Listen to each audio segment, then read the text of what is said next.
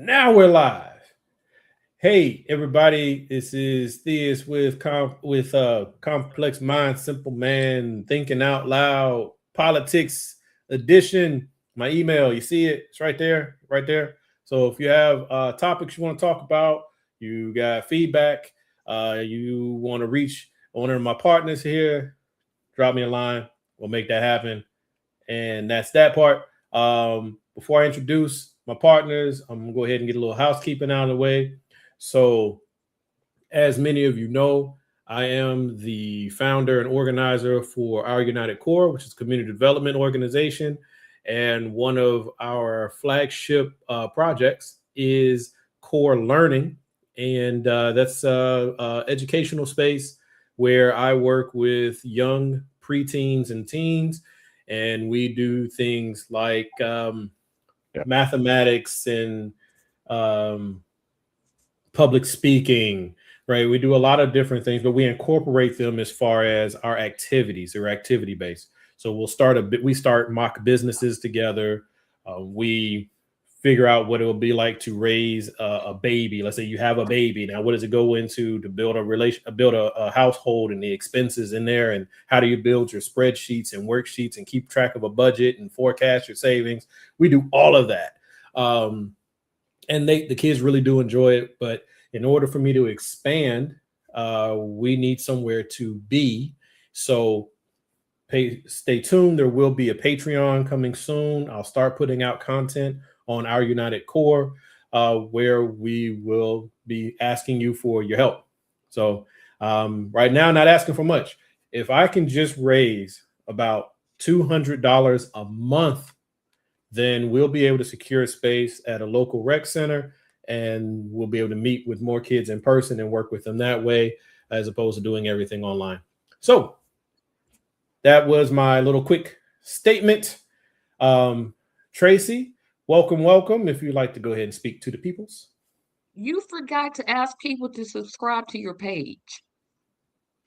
Oh yeah, if y'all got time, go ahead and hit the subscribe button and like and share, that type of thing. I have share, and subscribe. Subscribers, so get in on the ground floor, folks. Yeah, you gonna have to step that subscribe game up. It's free and people don't want to pay for it. So maybe I don't have the best product. We'll see. Y'all know me. I'm Tracy.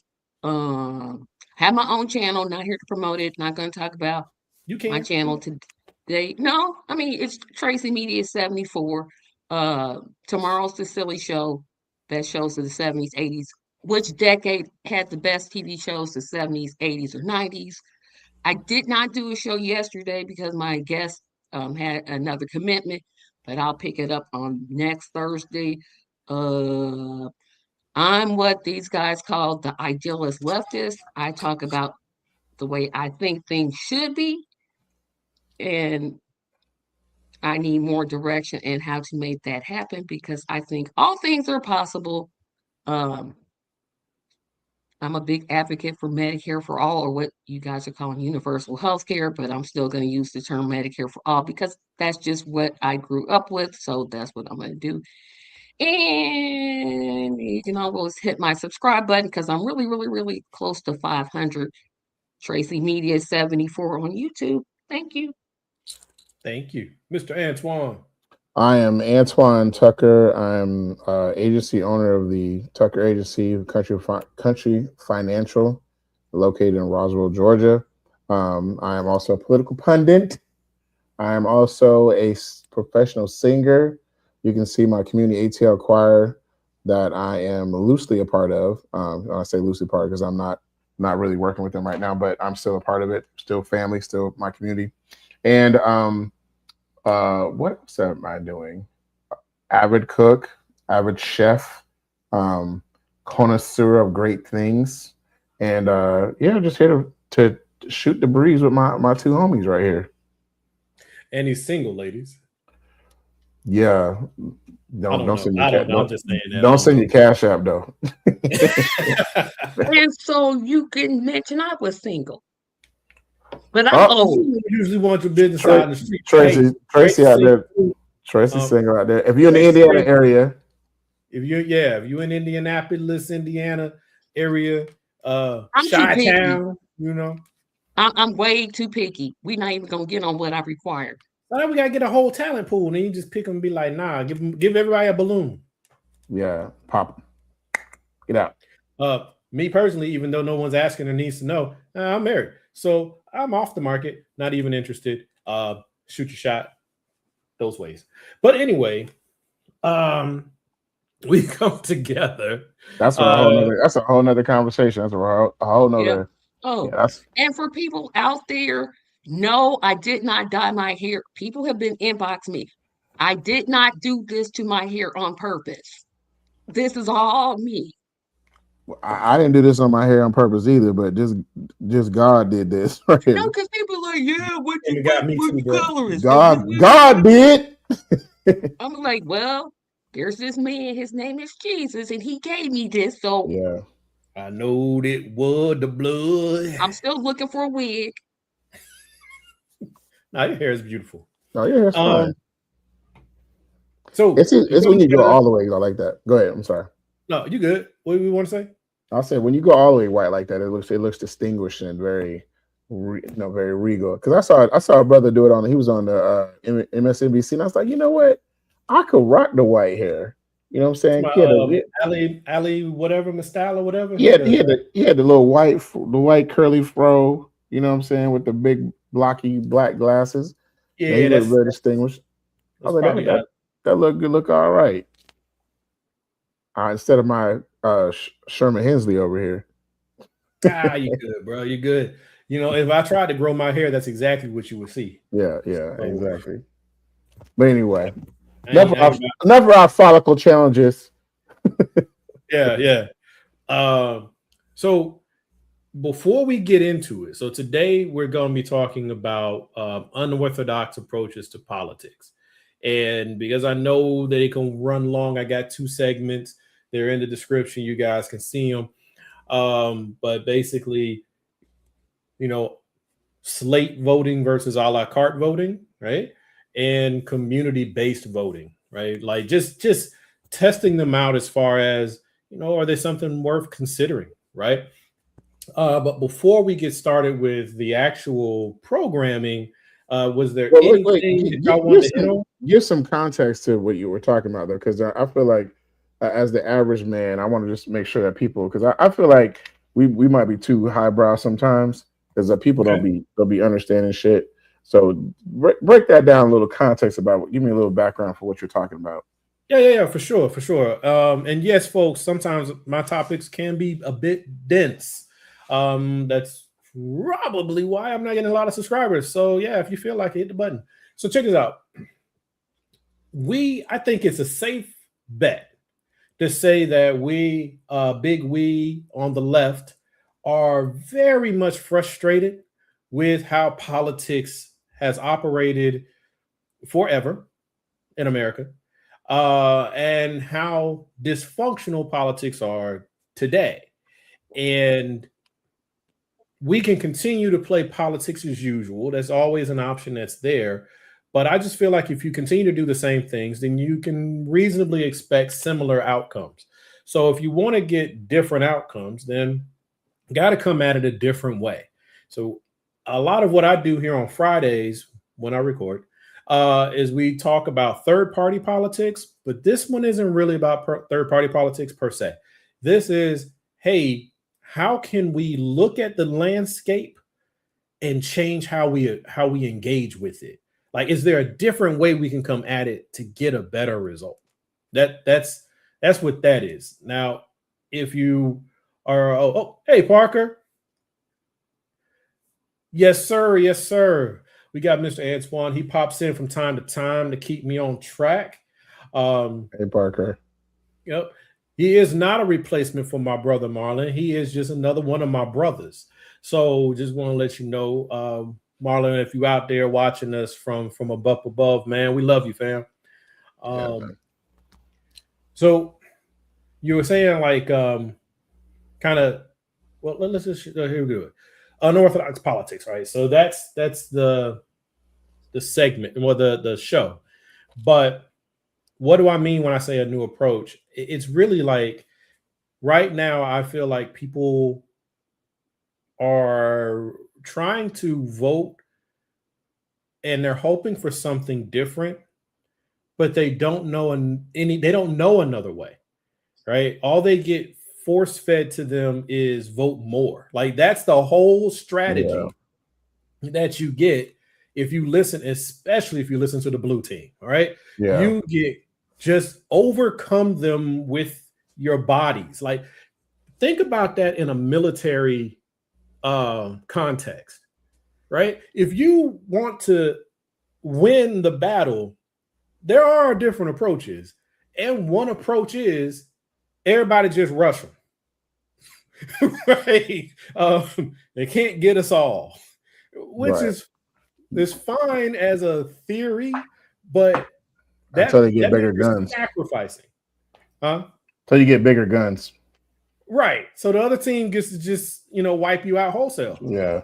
Right. But you're just going to, hopefully your strategy is you have more bodies than they have bullets. I don't know. It's a terrible way to win, because it's literally saying to your voters, don't worry about what games your opposition is playing. Don't worry about how they're changing and arranging and restructuring the political machine itself. Our way to win is everybody just ignore what we are, how we do things, and just go. Just keep voting. We'll just outvote them. Just vote. Yeah, just vote. Stupidest shit ever. Right. My thought about it though is like, if we're going to talk about unorthodox, I think that something that came to my thought process today when I was watching Native Land Pod was that we have to, like, when we talked a little bit about this on the pre-show, we can't have an angelic candidate no more. Like we have to create a bigger pool of candidates that we can work for. We require, and on our side, we require everybody to rise to the level of the cream of the crop, and then we try to pick from that cream. Well, what the fucking problem is happening now is that there's no one rising to the cream. Like we cut them off before they even get there. So then we don't have anybody who can ascend to those levels. And then when they ascend to those levels, then we get there and they make one mistake or one thing that we feel is, a non-virtuous decision, and then we want to, extradite them, send them off to the big pasture in the woods. And I think that's our detriment to our harm, but it's detrimental to us because our unorthodox portion needs to be. Yeah. You disagree? Agree with that totally. Well, who we got, girl? Let me tell you Jesus ain't coming back.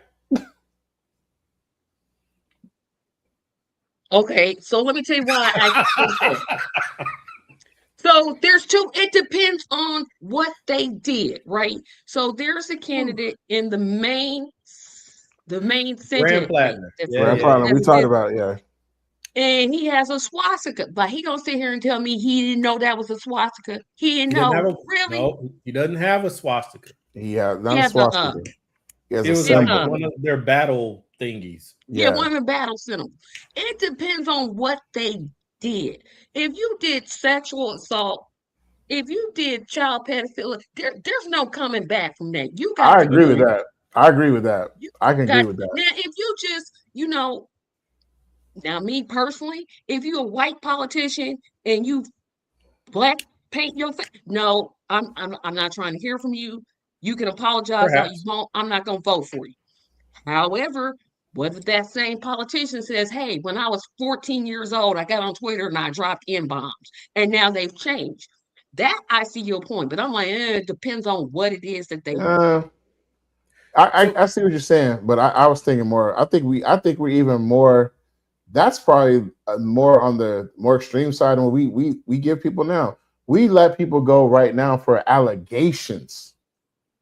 Right. Now that I do agree with. Nothing is even proven. Somebody just throws an allegation at them, and we want them to step down and be demoted and all that kind of stuff, and go into their pasture in California or wherever you go. That's ridiculous.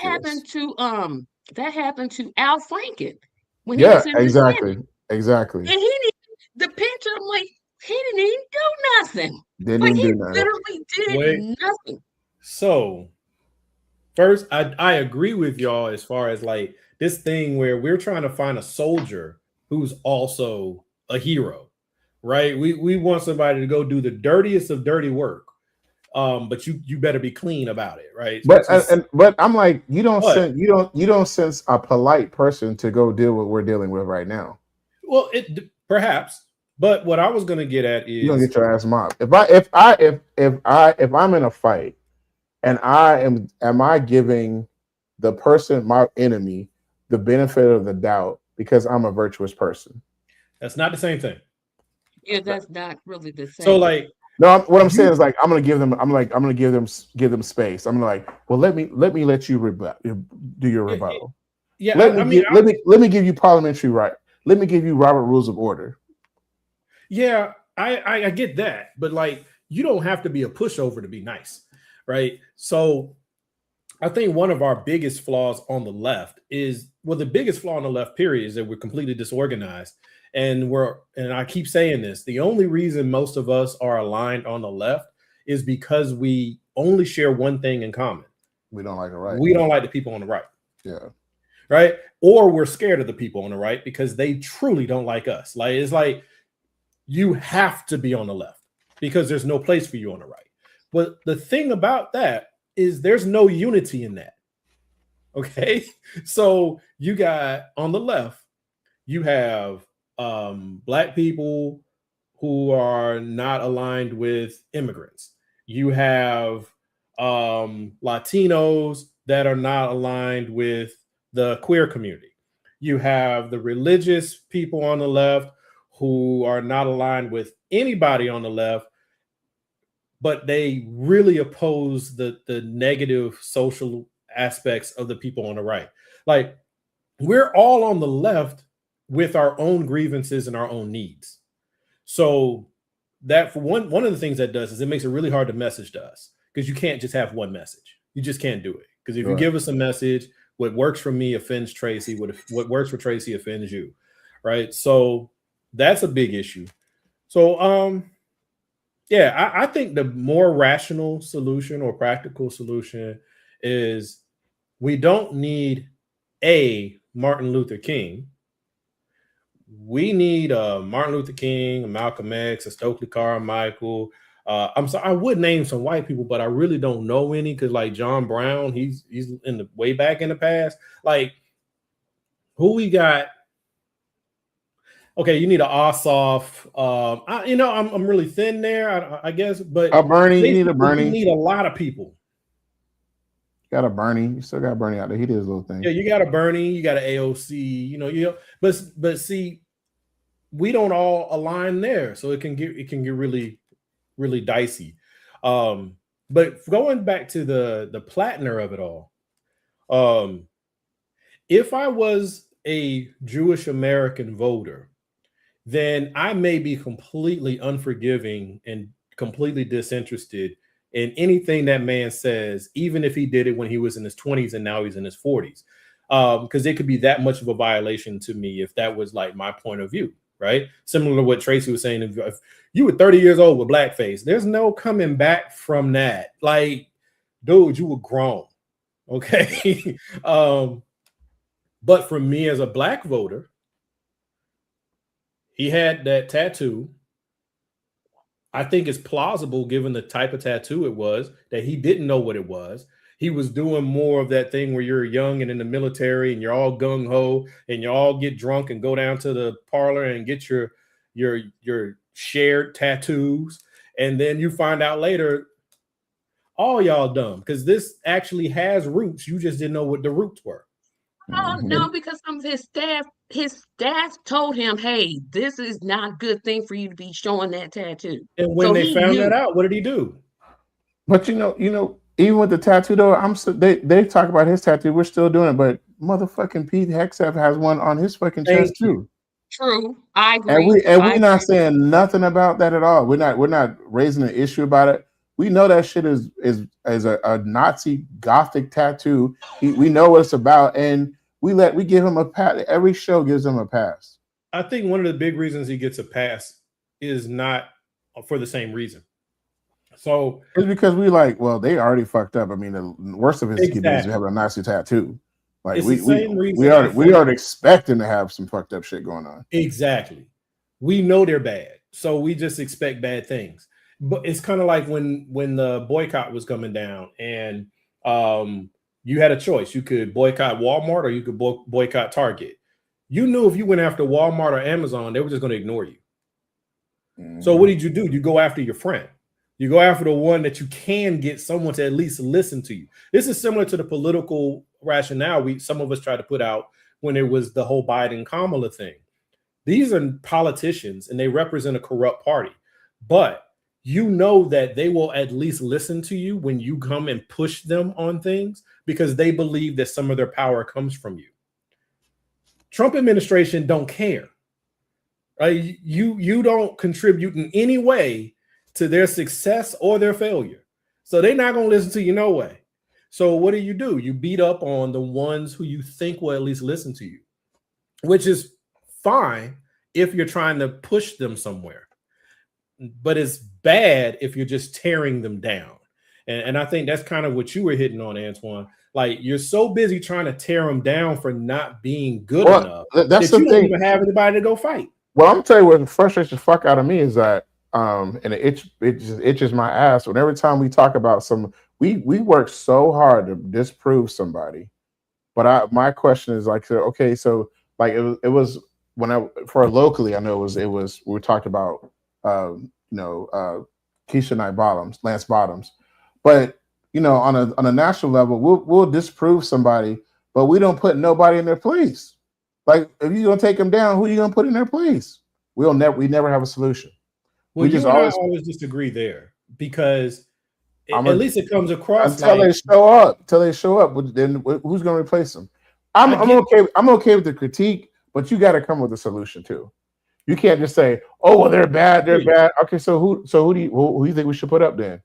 Yeah, don't just have. Then it's crickets. Right. It's crickets then, and then we're sitting, and then we're always expecting. Then we're talking about, oh, then somebody takes the initiative, say, hey, I'm gonna, I think we should create a Black agenda or something like that, for our our beliefs and what we think should help our community, and then they go, well, you to represent us, because that's how you get the Ice Cube Killer Mike situation, exactly, right? Where you have a suggestion, you have something, nobody else is putting anything forward, so you put something forward, exactly. Right? Which is what I'm doing, right? I keep putting out my plans and I'm putting them out there, but I know for the most part, you can always tear it apart. You can always be anti. Anti is the easiest thing in the world to be. Easiest. So you have somebody who comes out and they say, hey, here are my thoughts. Here's an approach that in those guys' case, I have some platform. I have some weight. So I'm going to risk my political and social capital to put forth this thing that I think will help more people than not. And the anti-corner kicks in and they just tear it apart. And they never offer a solution. They never offer a plan because they don't want the risk. Right? There's no risk in attacking. It's only risk in putting yourself out there to be attacked. And they become a pawn of the opposition at that point. We didn't kill ourselves out before they even get to anyone to get even into the ring to even fight for us or even get to where we need to fight. So that only helps quicken what everybody else is trying to do on the right. It does, and that's where I think what we're about to talk about in a second is useful, because it'll help clean some of this up. Because it's really, like I said, anti is easy and it's very attractive. You look at our social media, everything. It's just to me, social media is just beyond disgusting because it's all negative. It's like. It's so frustrating. And if you go into a subthread, which I'm sure most people have wandered into at some point, and you try to put out a positive comment contrary to what the feeding frenzy is, it automatically turns on you. Right? Because we're here to have a good time. Who are you to come in here and ruin our good time with this positive mess? You know, you're just fronting, or fronting is a term from my past, but you just cap, or whatever they say now, right? So it's hard. It's really hard. It's hard to have good intentions and put your intentions out there on Main Street, because people just want an opportunity to complain. They want to. But Tracy, hadn't really heard from you. What do you? Yeah, I was just letting y'all talk on, because there's so many different ways to. When I think about unorthodox politics, there's so many. How can I say this and it makes sense? I think we have to start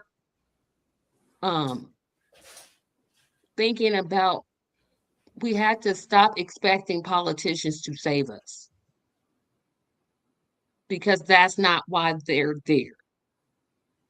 And somehow have an alternative system like mutual aid and build dual power. And I think that's where I'm going toward. Not to say don't vote, vote, please vote, because they're going to govern, you're going to make the rules, and you need to have a voice in it. But I'm starting to think, maybe we need to establish things like mutual aid and community government instead of this APAC, big pharma, big tech thing that we have going on. I love that you said that, and that's actually our last segment, and I love it, and I'm looking forward to us really talking about that one, Tracy, getting some of your ideas out there as well. So let me get this last comment in here from Parker. I wonder if Janet Mills wishes she hadn't dropped out of the primary against Plattner. The election is on Tuesday, and there's been more Plattner controversy. It doesn't matter. I'm glad she's gone. Don't nobody want to vote for her. She was a pick by the Democratic leadership in complete opposition to the party base. If Plattner was such an issue, which personally everything that's come out so far has been so minor, but if he was a true issue, then they should have had a better candidate to run against him than go get, an 80-year-old former leader of the party in Maine. Like, that was just a bad call. It's like, read the room, guys. Nobody wants an older candidate this cycle. They don't want to. Yeah, we got it's new energy. They need new energy. Like we can't. Like we got fucking Trump sleeping in the middle of meetings and shit like that. We don't need old energy. We need new energy. It's not even about the energy. It's literally don't give me an old person. Like that's it was the easiest thing. That's where I gotta disagree. Here's what I'll say, because I'm not an ageist. I believe I know 96-year-olds that could. That's fine. Could literally like be more qualified than Trump. I'll say it in this way. I got a dog downstairs more qualified than Trump. It depends on again who it is you're getting, because you could get a young person that's all project. With the Heritage Foundation. I agree. I mean, Charlie Kirk was not. Charlie Kirk was very successful in his racism. Thank you. And organizing at college campuses.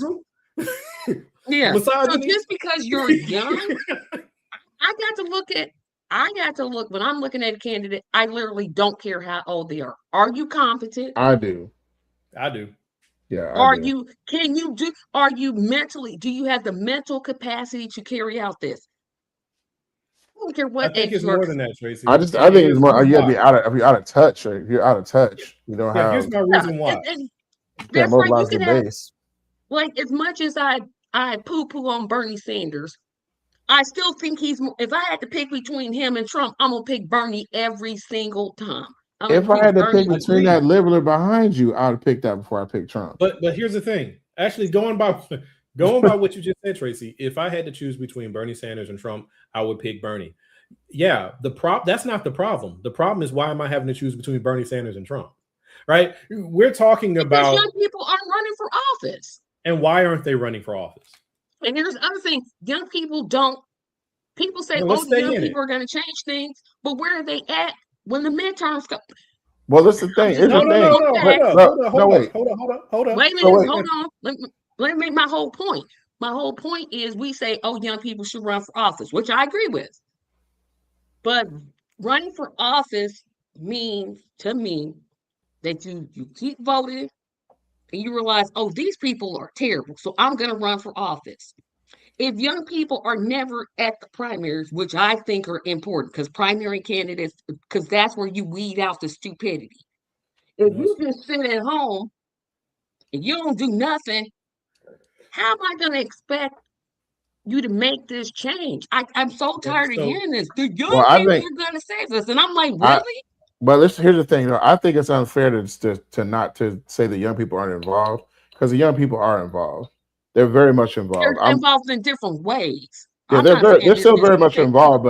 But the thing is that we like we talked about earlier. You can't sacrifice the young. Why would I want to be a candidate if all you're gonna do is scrutinize every aspect of my life? So I smoked weed back in 2 years ago, or maybe I had a couple. Yeah, you cheated on your girlfriend. I cheated on my girlfriend, or I had some questionable pictures that went up on the internet a couple times.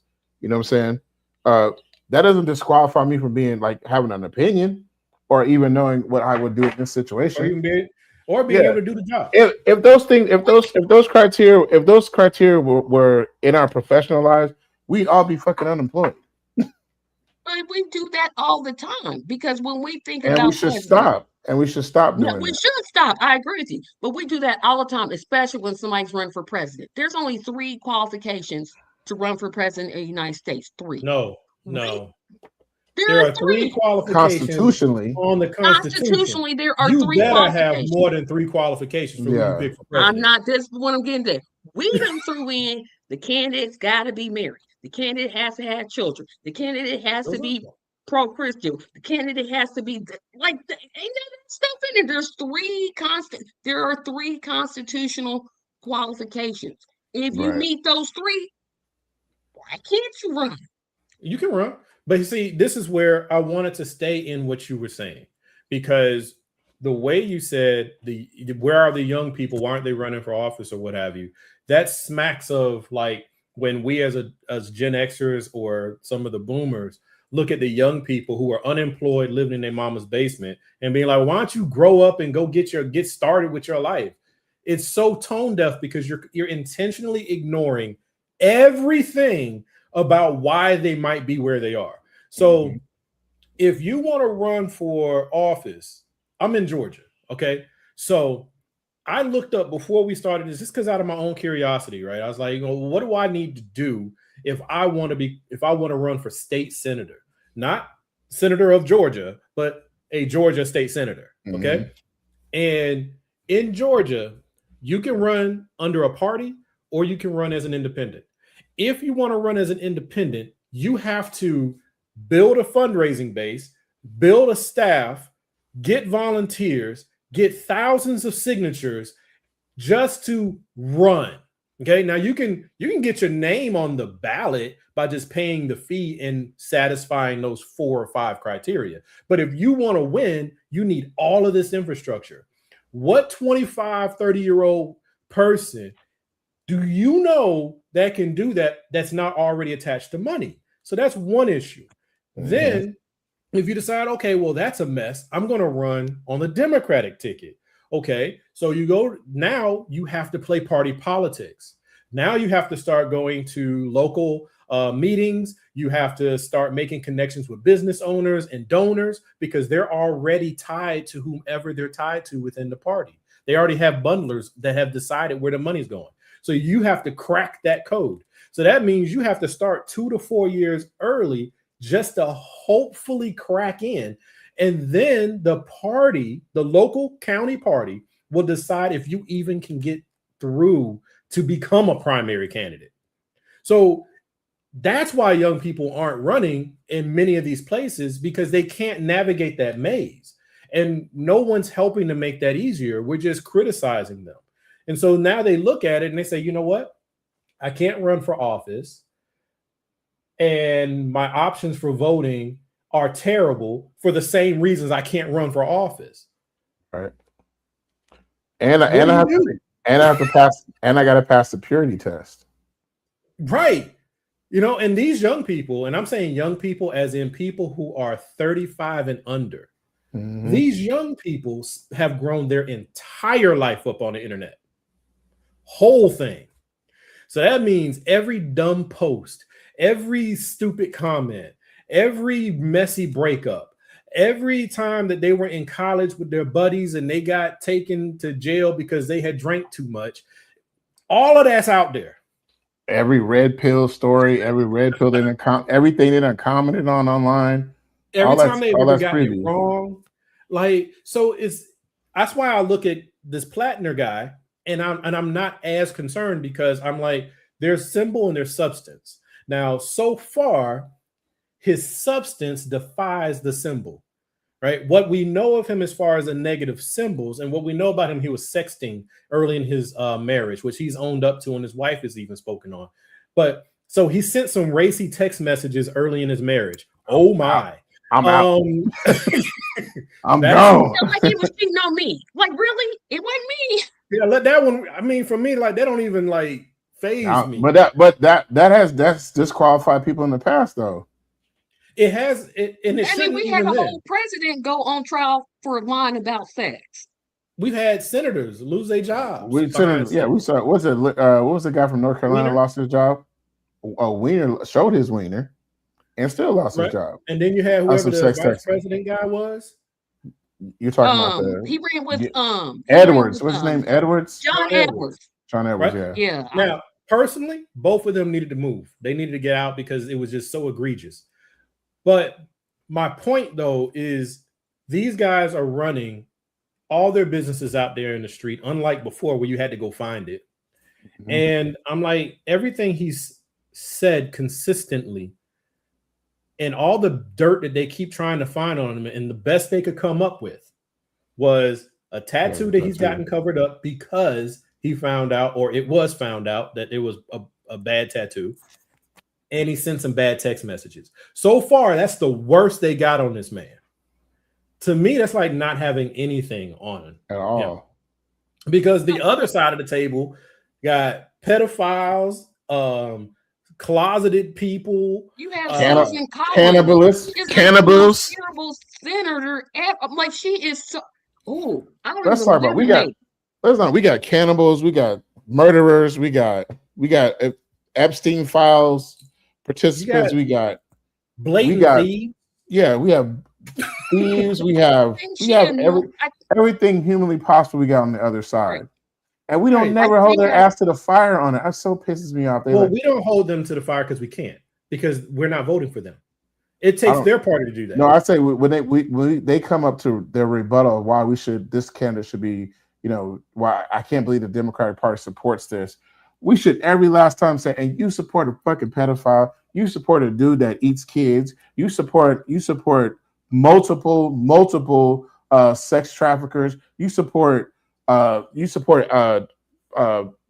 only genocide, you support all this stuff. So why could you say all that? You lie. Anything that's going on the right side, you guys all doing it all. You guys write the book on it.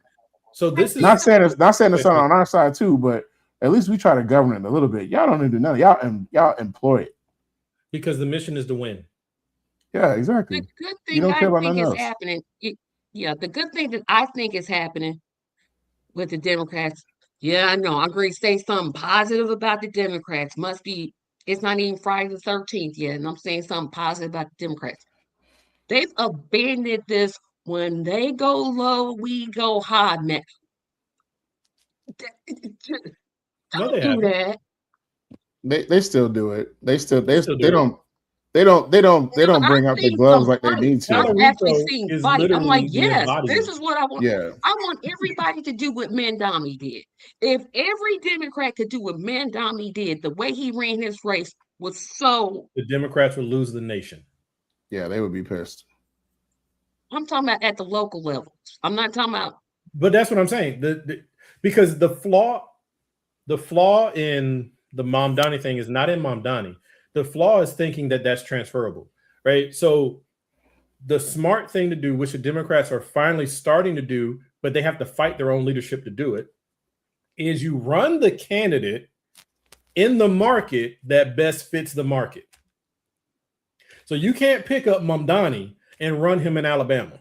No. Oh no, that wouldn't work because it's too much of a leftist. You would have to run a more moderate candidate. Exactly. So wait, I'm talking about running a campaign. I'm talking about the way he energized his he had 50,000 volunteers. Yes. Oh no. And you know who most of those volunteers were? Young people. Yep. Yes. The same people you were saying don't do anything. I'm saying he was successful because he engaged young people. That's my whole point. That's why the Democrats continue to lose, and that's why they deserve to lose, is because the biggest resource the Democrats have are people under 30. That's the biggest resource they have, and they refuse to listen to them.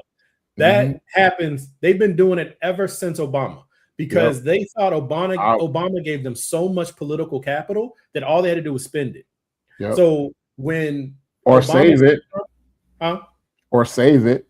No, I'm saying they decided to spend it because you had high trust with Obama. Now, first of all, when I say save it, they were like, oh, we got it over here. We're not going to use it yet, though, because remember I was one of the delegates at that time when Obama was coming up.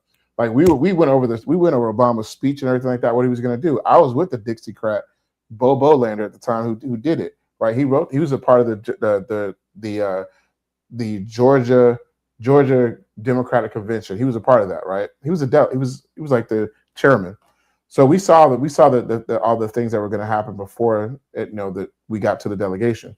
But what they did was they said, okay, you guys, we appreciate you young people's input. So because I think at that time I was like 32, 33, something like that, 33, something like that. So they said, we appreciate your input, and then we're going to go ahead and vote Hillary. That's what I'm saying. Yeah, that's what they did. So they knew they took our input, they valued us, and then they just stored it. Well, they didn't value you. That's the whole point. That's what I'm saying. Yeah, because the Obama presidency. First of all, the only reason he was able to win over Hillary the first go round was because, one, people continue to blame the woman for the man that she's attached to. So she got a lot of blame because of who her husband was. And the economy was in free fall. So America looked at it and said, I can get a black man or I can get this white lady that I don't like because of her husband. So Obama had the edge on the Democratic side. It helped him move, and he was very talented and all those things. But during the 8 years of his presidency, we lost so many offices across the country because all the energy was being sucked up to the top, right? That's fine. That's all in the past. You can't do anything about that now except learn from it. But the Democratic Party chose not to learn from it. And they had this amazing amount of political capital because of Obama. And then they said, you know what? The people want Bernie. Or basically the people said they wanted Bernie, but really they would have took Bernie or somebody like Bernie, but they needed that. And what did the party do? Ignore them and say, hey, we still doing this lady right here, right? That was bad enough. Yeah. They didn't ignore them once. They did it twice. That's what I was about to say. Yeah. 2 times. They said, let's repeat. Let's do the same thing again. Because on that second round, that's straight for everybody. Yeah, there's a huge difference. And I think it's super important because it speaks to our frustrated fellow voters. There's a huge difference between party leadership and the party. Okay. So party leadership said, who's up next? We have made an agreement among us 50 people, perhaps, that Hillary should be next. It's her turn. And that's why Biden didn't get to run immediately after Obama, because it wasn't his turn.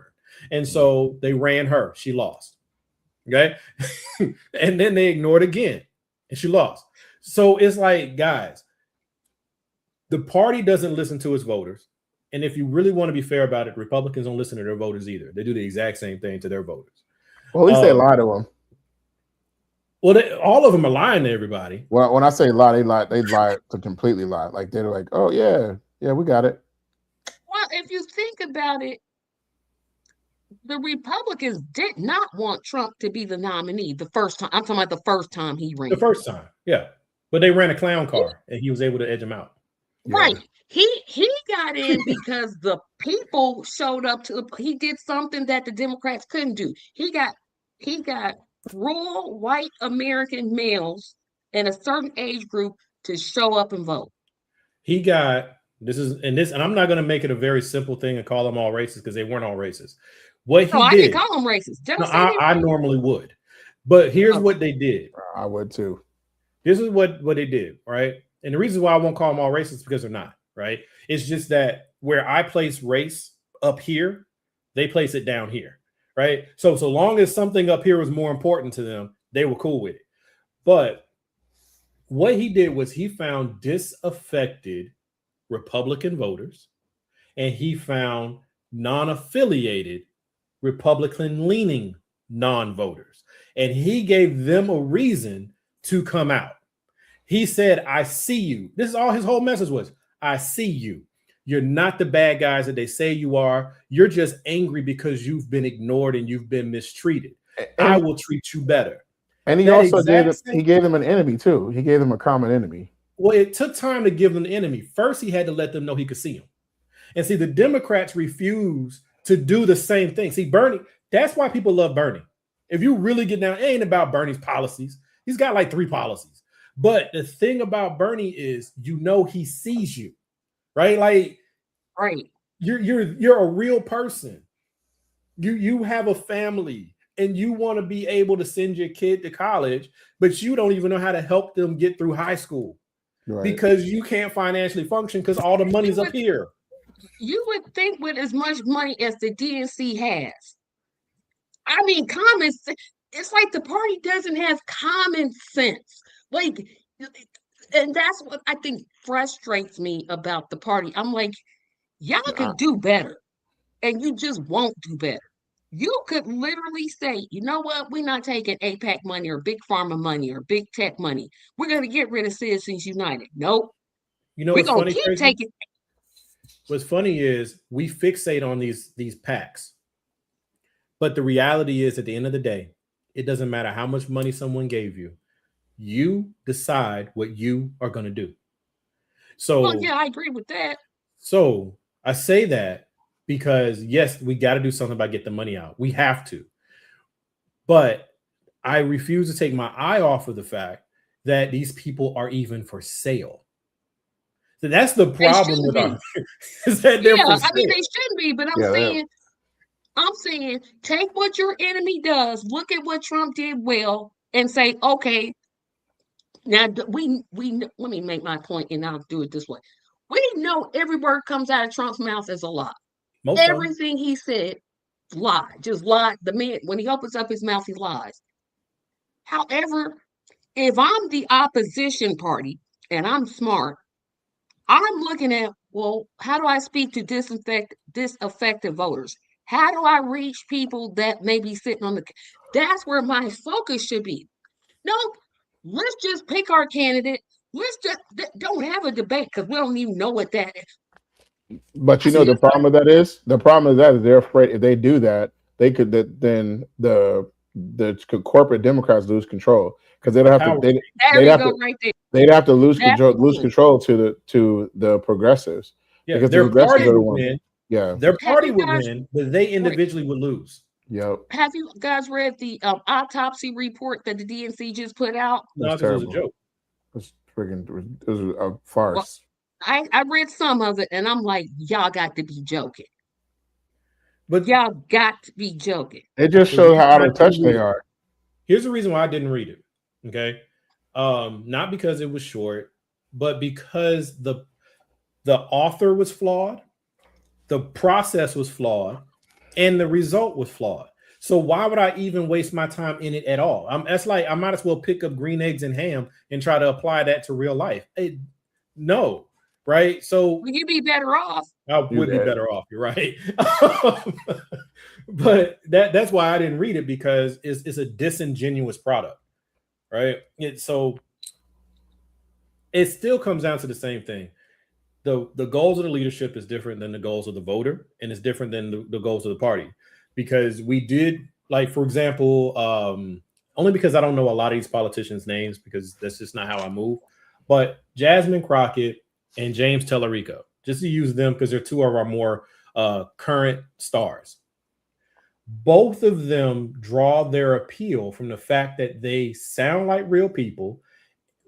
James a little less, but they sound like real people, and they actually see people, right? That's part of their skill. I think James sounds like the moderate Democrat. He's sensible. He sounds right. I still don't trust him 100%. Trust him at all. I don't trust him. Jasmine. Yeah, I don't trust him 100%. I don't live in Texas, so I can't say nothing because we got 2 nitwit senators we got to get rid of. It's about the principle of it, though. Is what I'm getting at. Right, so I get where you're going. The party. Like the party functionaries, the Tallaricos, the Jasmines, the AOCs, right? They are more in tune with what voters want, but the leadership honestly doesn't care what the voters want because what the voters want doesn't serve them personally. And that's where the change needs to be made at the leadership. Somehow they change their leadership. But to do that, is going to be the responsibility of the voters to step up our political maturity and do what's necessary to get the people in there that can then change the leadership. But instead, we're stuck continuing to argue about what's already wrong. And that serves very little. Like we've just spent an hour more or less focused on what's wrong. It doesn't serve a lot, right? It reduces our blood pressure a little bit, maybe, hopefully. I don't know. For some people, it might raise it.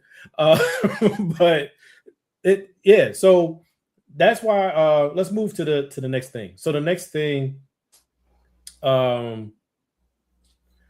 slate versus a la carte. I'll explain what this is and then I'll leave it to y'all for a sec.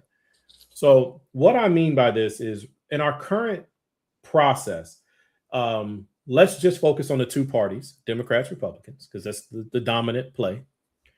Yeah. It's still, to me, very much a la carte. All right. So you vote for a president, you vote for a governor, you vote for a lieutenant governor, you vote for a secretary of state, you vote for whatever the office is. And yes, they're party aligned, but they're 100% running by themselves, right? You are voting for that person for whatever the role is.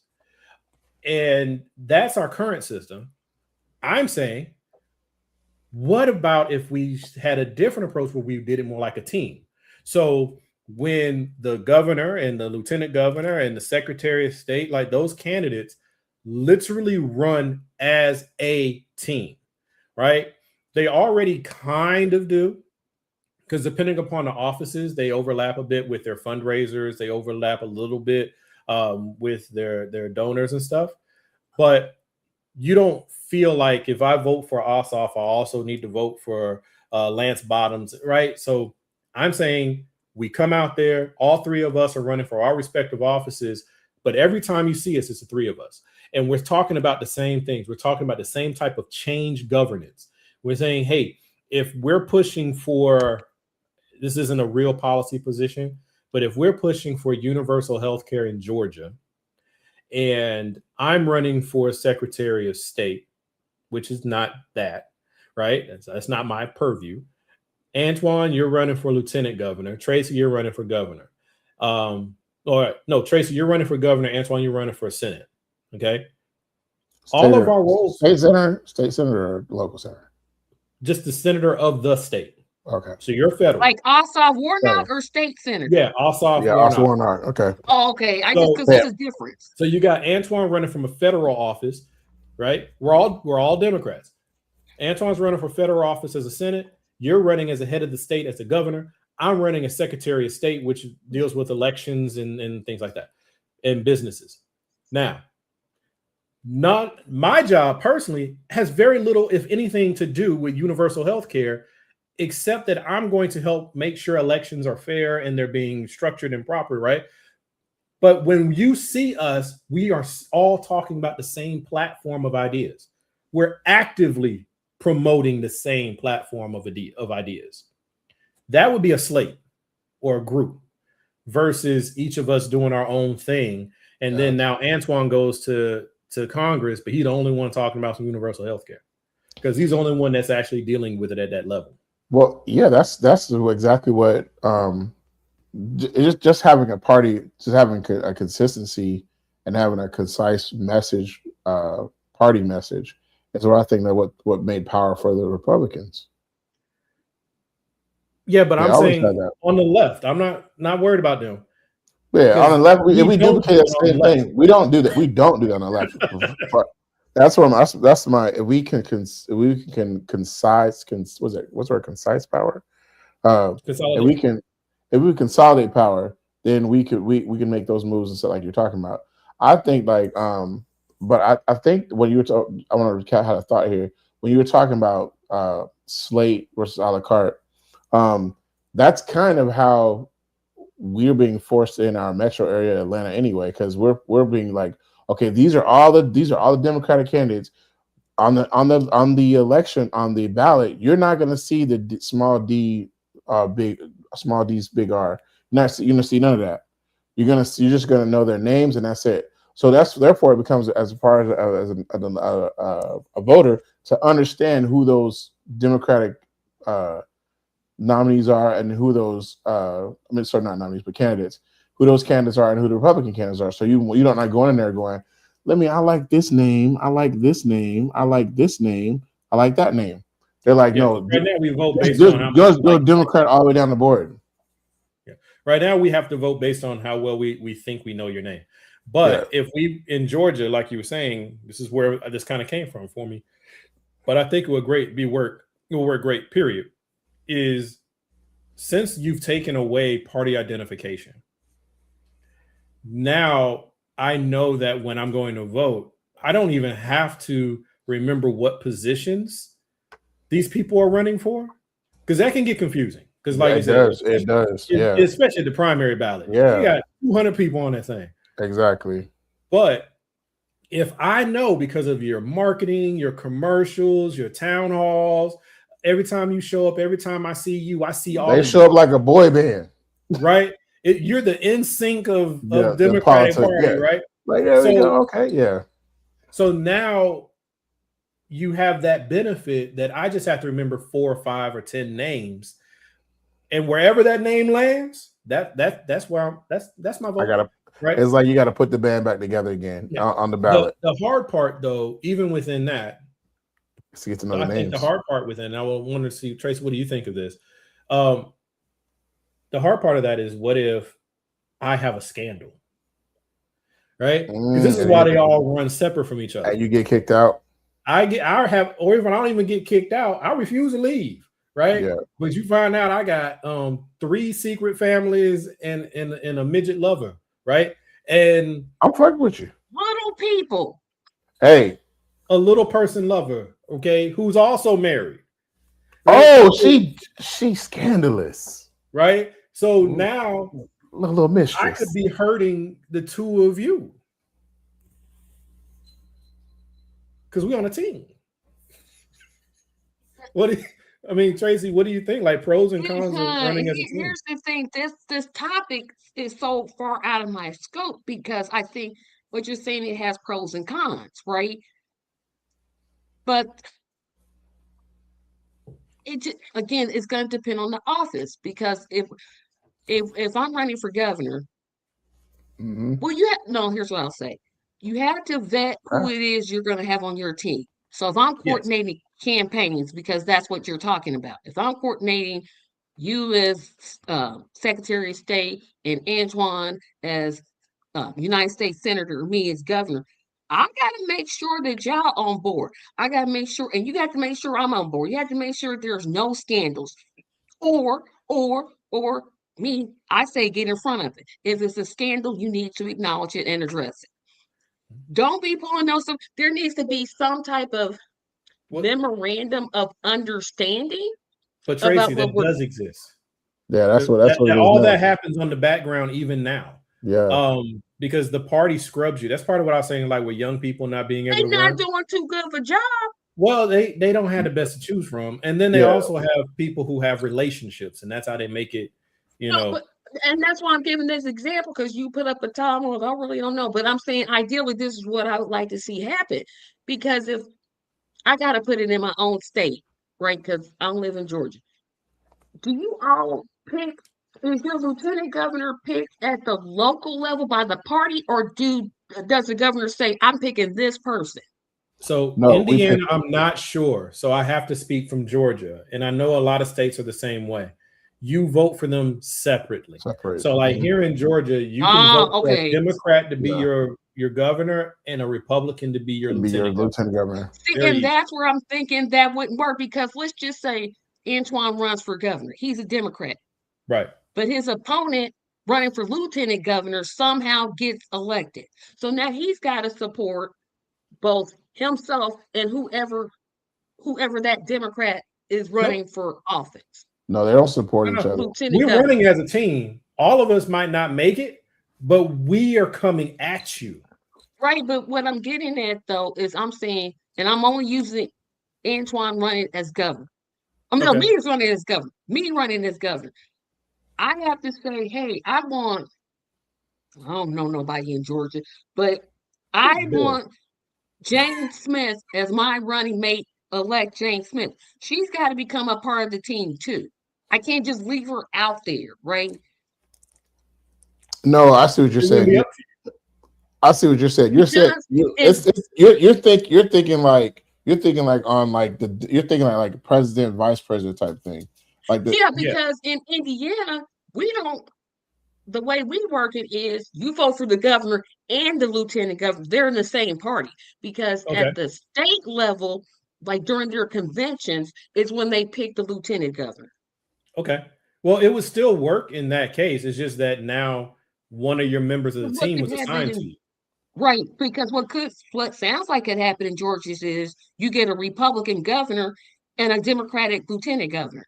Yes, they absolutely can happen. It's happened. But when we were running for office, we ran as a team. There's like 12 of us. Right. I'm just saying I would have to bring that person along with me. Right. But if that person falls off because they got beat, then they got beat.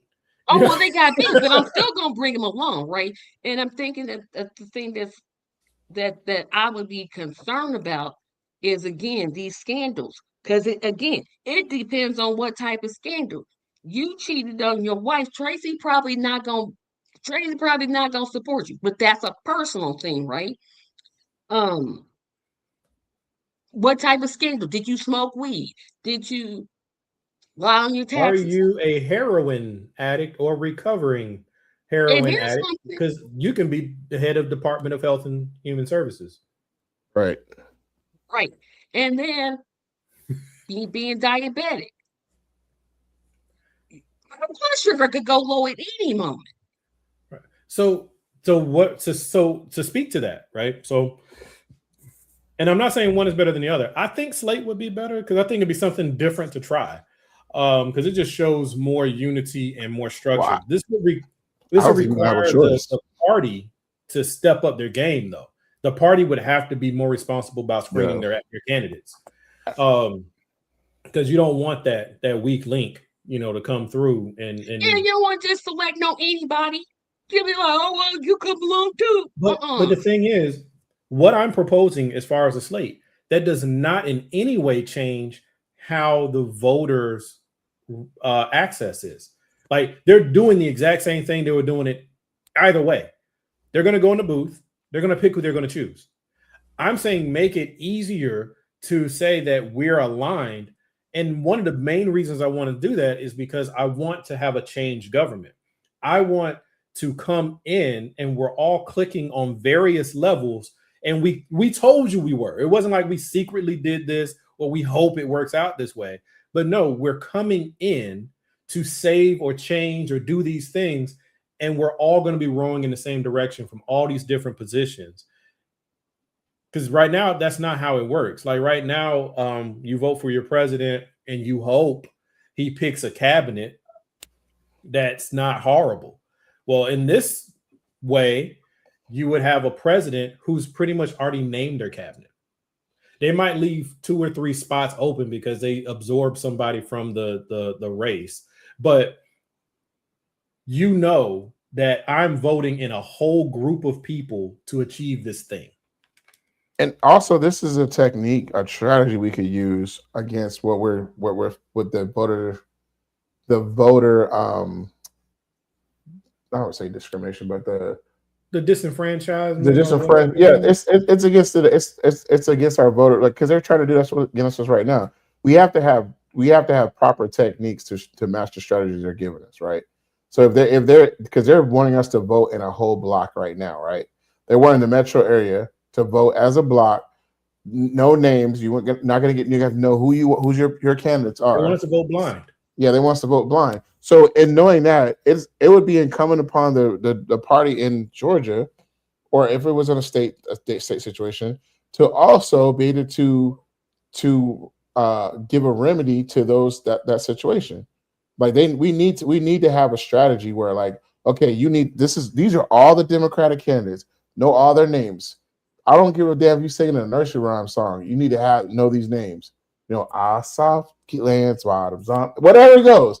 You gotta have it. You gotta have it like that, because it has to be simple enough. When a person goes in that booth, they know that, okay, I need to know all these people that are. And then one falls off, then I still remember the song. I still remember where I'm supposed to go. Right. Because what we're facing is that it is going to the strategy is to block us as a group, right? The whole gerrymandering is to block us as a group, right? So we have to have strategies to face that as a group. We can't let them say like they're doing with Clyburn in North Carolina. South Carolina. Like we're doing Clyburn. They say, okay, you're the only black one there. We're gonna go around you. Now, if we had a block, they would have to work harder to get that whole block. But now they just got to do. Oh, we're just gonna disenfranchise you.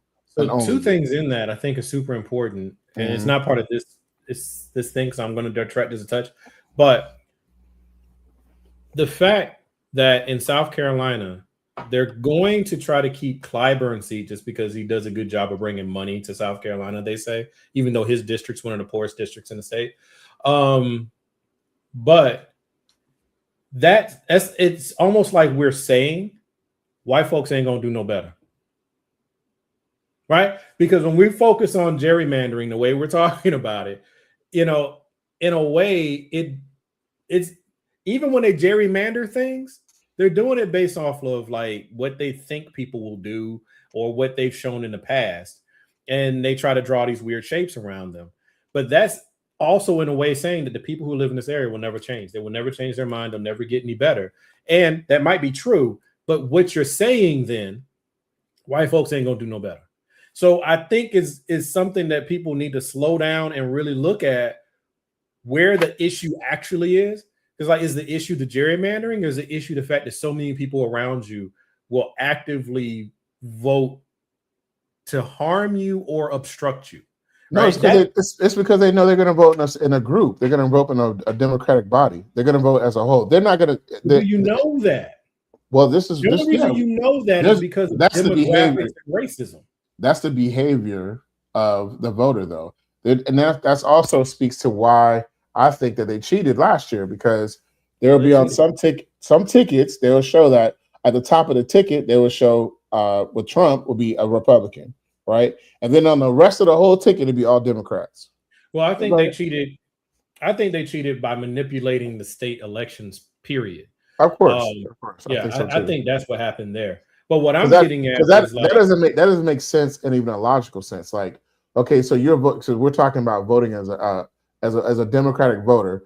Why would I go into a booth if I'm a Democrat and then I vote for only one Republican, Trump, and then I vote all the way down the line for all Democrats? Just like, how does it make any sense that Kamala Harris didn't get any votes in multiple areas in New York? Like zero.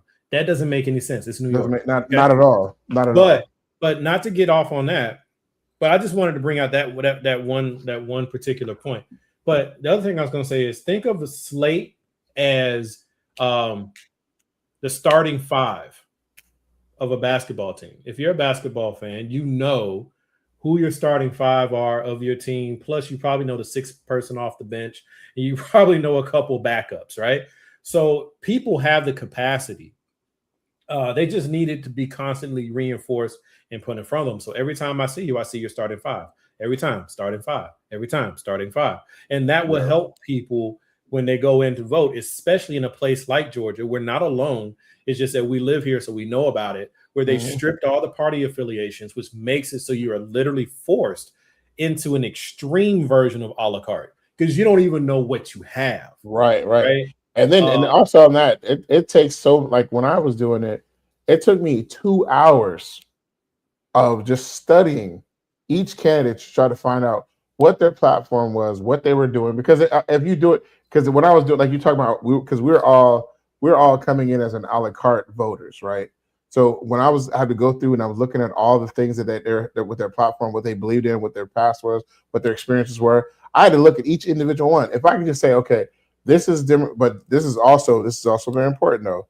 If the party does not vet them well, and the party does not have a good platform to introduce them and make sure we know what their platforms are and what their positions are, then this is all for naught. Right. Nothing's perfect, and we don't even know how many ways it can go wrong. But in my vision, it would be almost like when you're picking your kickball team. So it wouldn't just be one team running anyway, because I might pick 2 or 3 of y'all to run with me, but you guys don't really, we're all Democrats, but you don't really align with me. So you pick your own team. So now you got 2 or 3 teams running. And one of those, I mean, and it could be any number of us comes out of the primaries, because that's just how it works. But you have a stronger case going into the primary, so that when you're choosing across 50 people, you only have to remember 5 or 6 of us, right? So that's why I was saying with that. But now let's move to the next one and the last one here. Community-based voting, aka like a voting block, right? And you can structure that based off of demographics, you like racial identity. You can do it off of religious identity. You can do it off of shared interest, right? Whatever that is. But voters, this happens at the voters level, working more in unison to build collectives, right? So now when we go in to vote, you're tied into a network that helps you understand all your choices. You know which candidate actually backs universal health care. You know what I'm saying? This is a little bit more nebulous, because it would end up developing, like Tracy was hitting on, like an underlying structure where you might have a precinct captain who's helping with that. And then there's multiple precinct captains that are working together. Like, it gets really, really intricate. But I just think that this could be something where it empowers voters more, and it can help get a third party or an independent candidate out there better, because now you have something behind you that says, I want this person. So I would think it would isolate an independent candidate even more. I don't think it put him farther out in the fringes, because if they're going as a voting block, they're going to say, well, if you're not going to play ball with us, we're just going to take our ball and pick it up and go somewhere else. That's a possible issue, yeah. I was thinking at it more along lines of, you got 12 unofficial districts. And if I decide I want to run as an independent, instead of me having to go to every grocery store in the area, I need to go to each of the 12 districts and plead my case and try to gather support and gather, whatever within those factions. It might be multiple factions, but it's easier for me to get to concentrated groups of people. So I can go to the Universal Healthcare Committee and plead my case and say, here's how I can be of service to this and what I believe in.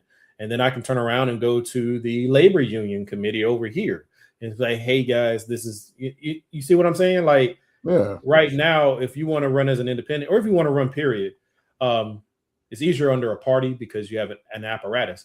But if you want to run as an independent, where do you go? You gonna hang out at Kroger? Like, so that's what I was kind of. Yeah, I can see that. I think the thing we had. Oh, sorry. Go ahead. No, but I'm sorry. Go ahead. The thing we have to keep in mind about community-based voting is we already have the apparatus in place. We already have neighborhood associations. We already have community groups. We just need to use those groups in a better way than we're using them now. We already the establishment, it's already been established.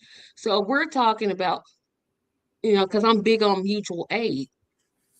Think about the groups that do mutual aid. Churches do mutual aid. Nonprofits do mutual aid. Your next door neighbor does mutual aid. What does that look like? That could look like a garden in the summer, or a but as a canned candidate, food. how do I get to you? No, I'll get to that here in a second. Because as a candidate, I would believe you would want to be a part of those groups. Because for me, and this only works at the local. This works for city council, mayor, not necessarily governor, because that's like a bigger office. But you have to establish something. You can't just pop up and like, I want to run for office. Well, why do you want to run? How are you going to address issues unless you know what the issue is, right? So I am saying utilize those groups, build those coalitions that are already there. You mean like it's doing grassroots leadership? But that's what I'm talking about. So what I'm saying though is all of that, even where they do exist, it's incredibly nebulous. So I'm saying basically draw that together, make that more of a real thing, right? So if you have mutual aid, like you said, now mutual aid means a lot of different things, right? Because that's part of what I try to do is mutual aid.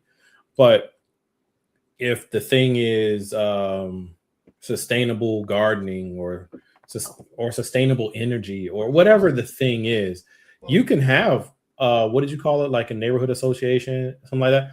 But that neighborhood association isn't structured around one idea. Like they're around the neighborhood, right? So when you say join those things or become a part of those things, do I really need you to join my thing, or do I need you to come and solicit my support because we share an interest? I don't need you to join. Well, it would be both, because you don't necessarily have to join because there's like hundreds of neighborhood associations. Yeah. But you do have to when you're running for office. A lot of times we hear as criticism is you only come around when there's an election. We all hear it. That's a fair criticism. That's a fair criticism, especially our Congress people. They only come around the last 6 months. Yeah, they come every 2 years, and they go to the same, especially the black ones. They go to the churches, the barbershops, and then they're done. Right. And I'm saying be a part of those groups, not necessarily join the group, but have a dedicated volunteer that says, hey, we'll meet with you once a month or once every quarter. Or you're talking about like constituency meetings and stuff like that. Yeah, that's like town halls and stuff. Yeah. But what I was getting at is, let's go with that, because like, let's say you wanted to garner the black vote. No one knows, honestly, no one knows where to go. Right. And like I've been black my whole life. I don't know where to go. Right. Do I go to that church, or do I go to that church? And then more of us don't even go to church anymore. So then if we go, they're gonna say they're gonna disallow. Like, oh, they don't speak for me. They don't speak for me. Right. So what I'm saying is, barbershops, churches, salons, wherever, neighborhood organizations. But you build a network. Fraternities, the Black Greek letter organizations. You build a network, though, so that all of those different things are tied into a network. And then they can segment based on particular interests. Like I said, they might be about like if you do the neighborhood organizations you were referencing, the thing that they may keep have in common is that they don't want multi-family housing too close to their single family housing. And they're really concerned about zoning priorities. Or you might have they're more focused on renewable energy because they're raising children and they don't want pollution. All these things are out there, but if you can build more of a network that bridges all these different groups in various ways, now when you're running for office, or if you're wanting to use your leverage to push on somebody who's running for office, it's easier to do it. It's just touch points. Right now, I don't know where to go. Where would you go? You're creating touch points. It's not even anything like that, because you're gonna have you need touch points.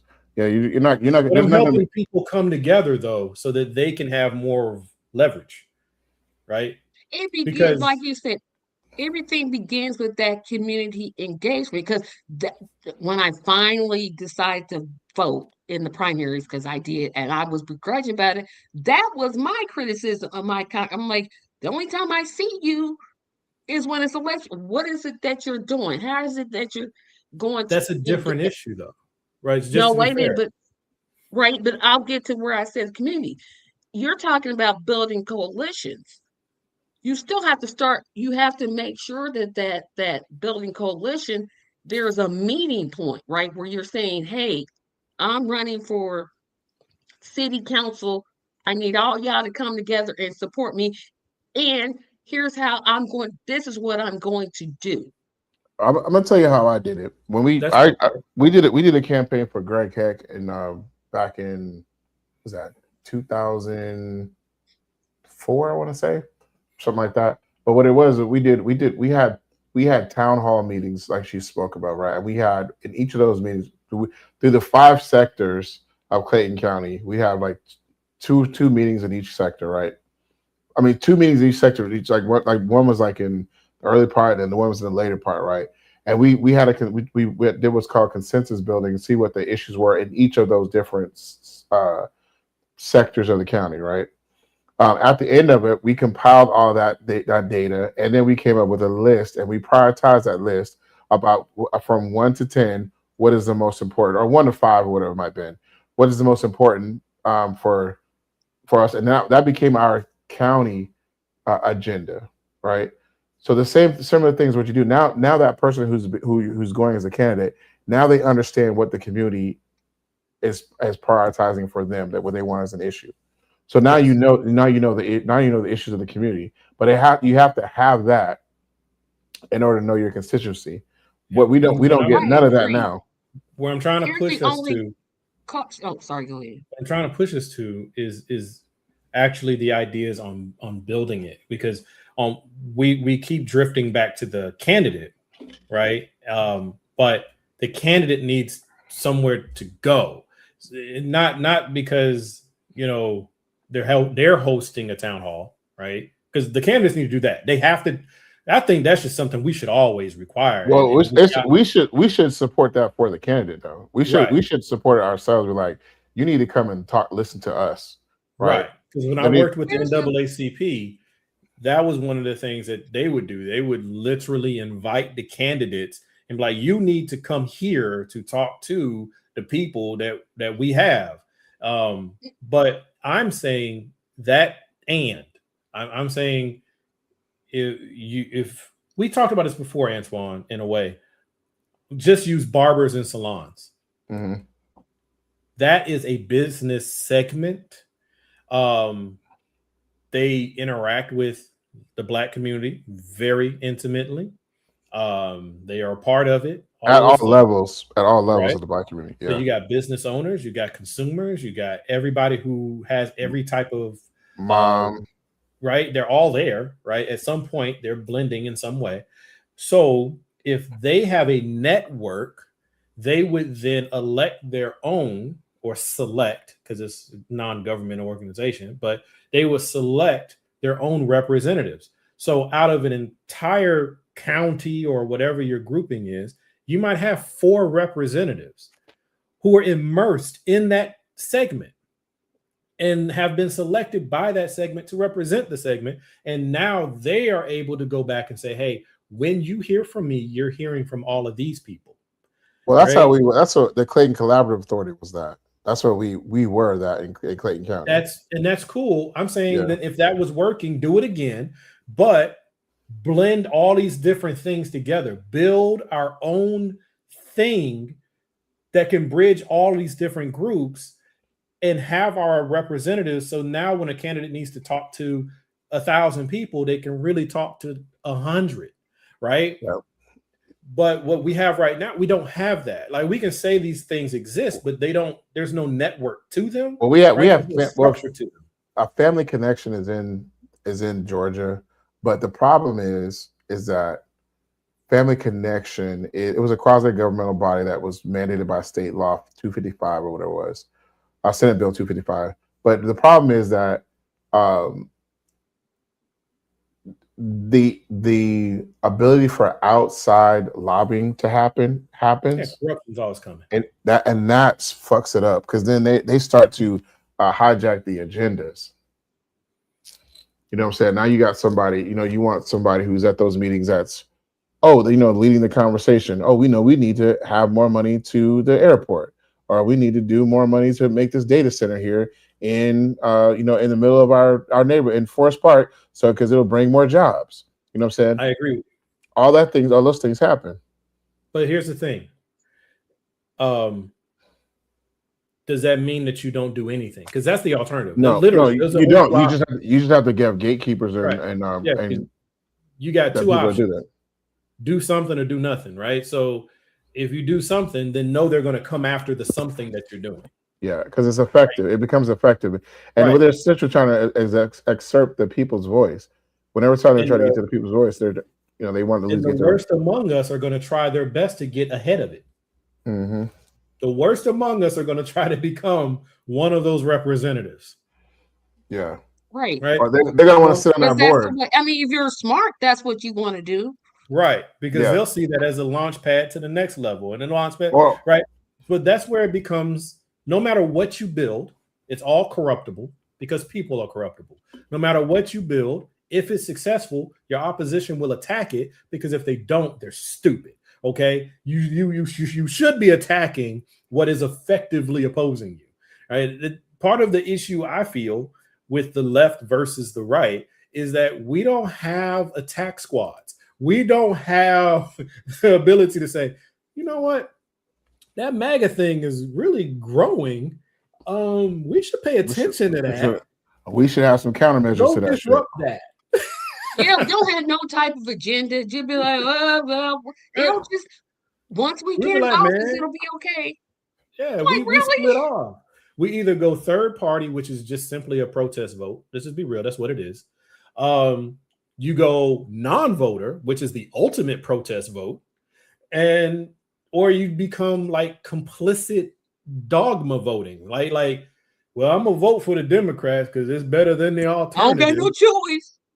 So that's what you end up with, right? And then the ones who are intentional about what they're doing, they're the ones that are like just getting rich off of it and pulling money out of it because it's so corrupt. And I think that no matter what you build, you have those same risks. Like, all of that's going to come with whatever you build. But at least build it with some of those things in mind so that you can try to hedge them off as best you can while you're growing. And perhaps you will one day replace the Democratic Party with whatever this new thing is. And eventually it too will become so corrupt that something has to come behind it. Yep. I think that we missed out an opportunity of, we did it during Kamala's run, was the conference calls that they did for Kamala, where they got 1 million. It was like a million white men for Kamala. It was like 1 million white people on a Zoom call for Kamala. The ultimate virtue signal, period. Right. So everybody built the group to be seen. So I'm like, knowing that we had that technology, why wouldn't we do that to get a better grasp of what the agenda should be for our segment, for our demographics? Because leadership doesn't want. I'm so glad you said that, because I'm glad you said that. So when I went to vote and the congressman rep was there, she was like, well, he's so busy, because my congressman is Congressperson Andre Carson. That's my congressman. No relation. And I was like, well, how come he doesn't have town halls anymore? Well, he's never had a town hall. How come he doesn't have town hall? She was like, well, he's so busy. I'm like, you do realize there's this thing called Zoom, right? Where you could, like, he could be in DC still and then still speak to his kid. You do know that exists, right? You do know this technology. And she couldn't really say anything, but that's a good point. I don't even like recording, but I strongly believe is if I had a staff, I'm gonna tell you what I would tell my staff if I was an elected official. Once per month, you make sure that I have 2 hours set aside for a town hall on whatever date, and we make that happen. We need to record. We need to have people can come we because need to have that as a requirement. But how do you make that a requirement on an a la carte system? That's one thing. And then two, you make it a requirement of the position. And the politicians are disincentivized to have town halls. They've learned that if I don't have a town hall, there's no real consequence, for me. Well, that's a part of their record. That'd be just like their voting record. If I do have a town hall, I get clipped and soundbited to death, and it can only hurt me. That's what they've walked away with. Democrats, think about it, Republicans stopped having town halls because they had such terrible policies and their hypocrisy was so loud that their voters were like, yo, my farm is going under and you got nothing for me, so they were like, yo, stop showing up. Like Mike Johnson literally told them, stop it. Don't have any more town halls. But that's them. Why aren't the Democrats having even more town halls then? Exactly. Because when you're in the minority, all you have is opposition. That's what you should be. You should be if you're and that's what I think that's another thing that frustrates me about. I'm like, you have the money. You have the money to get to Zoom and hold 1,000 people on a call. You could put the link up on your page. You can do it. Instead of trying to bring everybody to a fucking stadium. Instead of trying to bring people to a fucking stadium so you can get a picture out, because that's really all it is. You want to get a picture out is a photo op of you in front of a big ass crowd, and that's what you want. You can't get that on a Zoom call, right? And they want that shit because to the powers that be, that believe that marketing is how it is. That's what they believe. But these young folks have showed you that we can get 1 million people on a stream. We can get 1 million views on a stream, and get out there and get the message out, get the vote out, and get the talk out, and that elicited more incentivizes them to go to the polls than sitting in a fucking gymnasium. But you're missing the point is they don't want to do it. You have the ability. You can do it.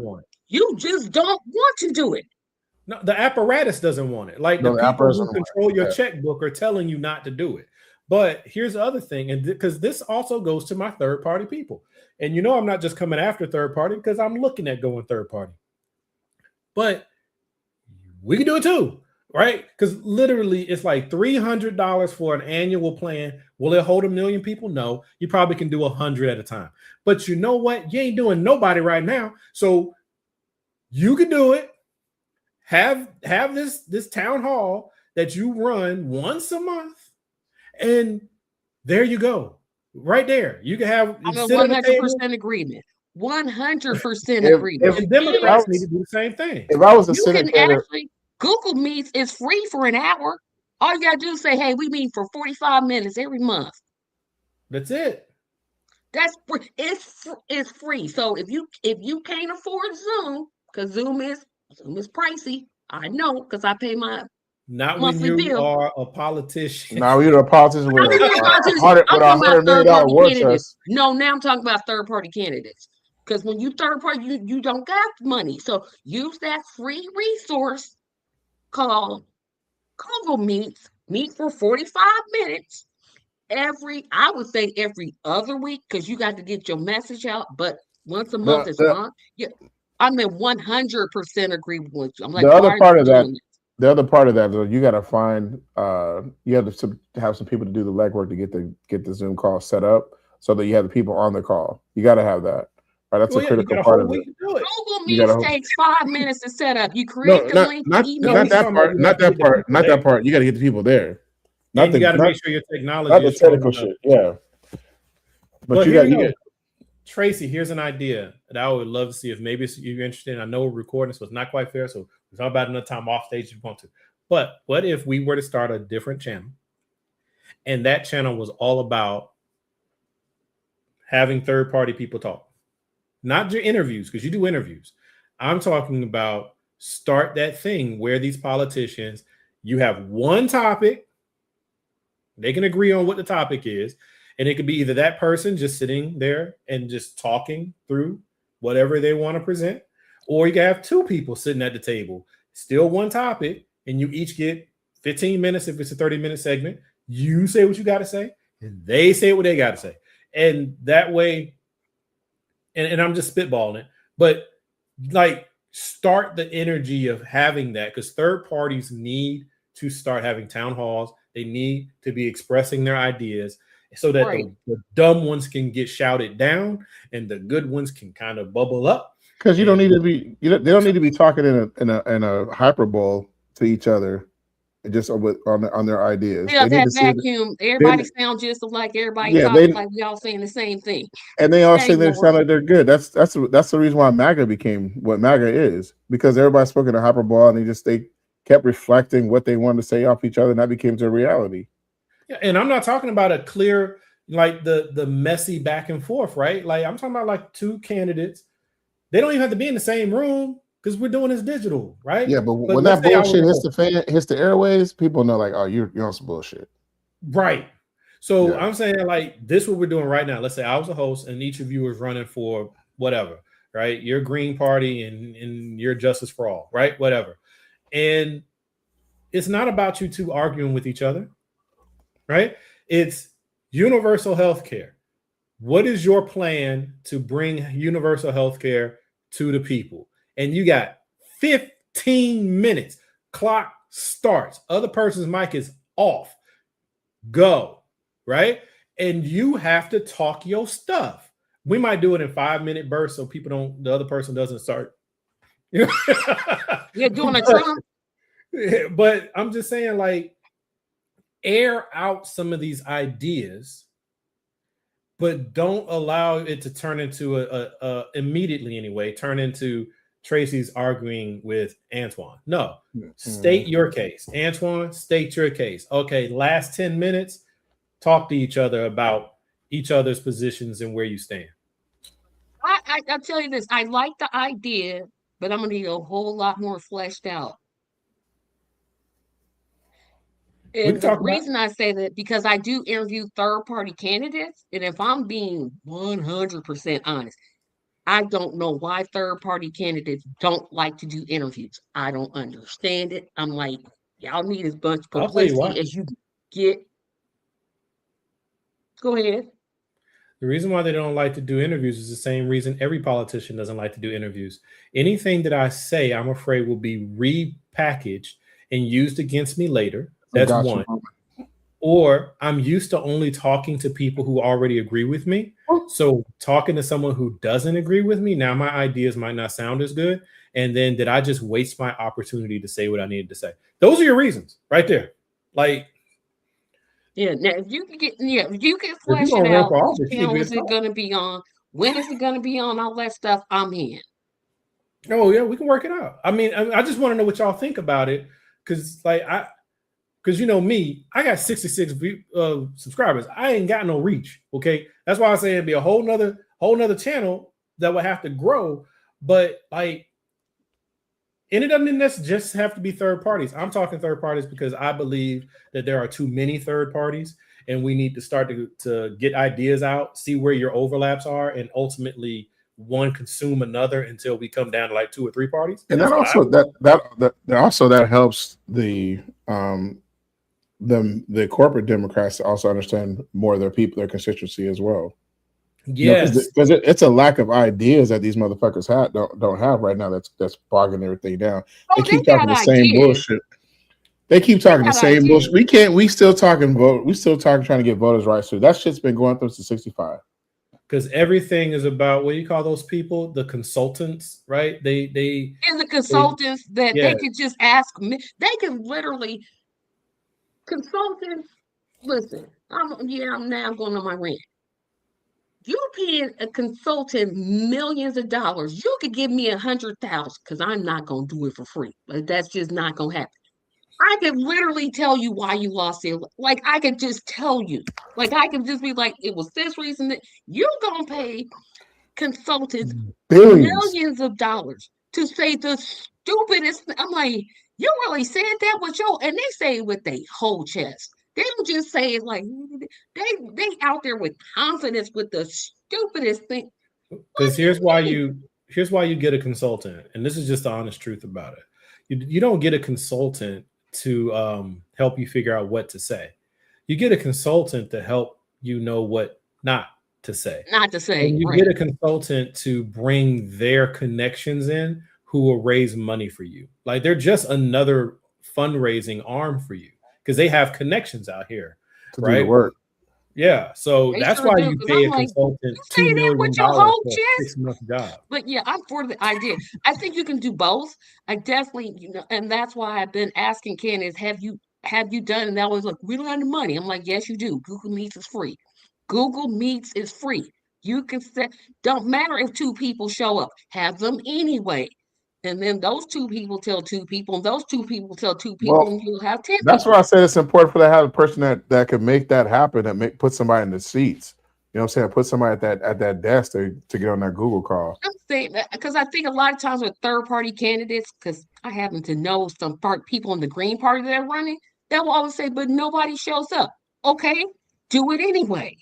I'm Well, gonna that's why do you it got to anyway. keep doing it, right? Yeah, you gotta keep doing Right. like you can't do it. Like you can't be like this is social media. You can't do it 1 time or 2 times and think that you done did some shit. Not only that, Right. but if That's what I'm getting at. This is what I've said to Tracy before in prior conversations when we were talking about some of these political things. Just because you have the right idea doesn't mean you win. Like that's not how any of this works, right? So No, you sure don't. So if you want people to hear you, then you got to keep saying what you're saying until they hear what you're saying. And then you need to say it some more. And you got to keep saying that thing that you've been saying. Bernie Sanders said the same thing every single time, right? You got to say what you're saying. But you also need to be consistent about what you believe and how you move.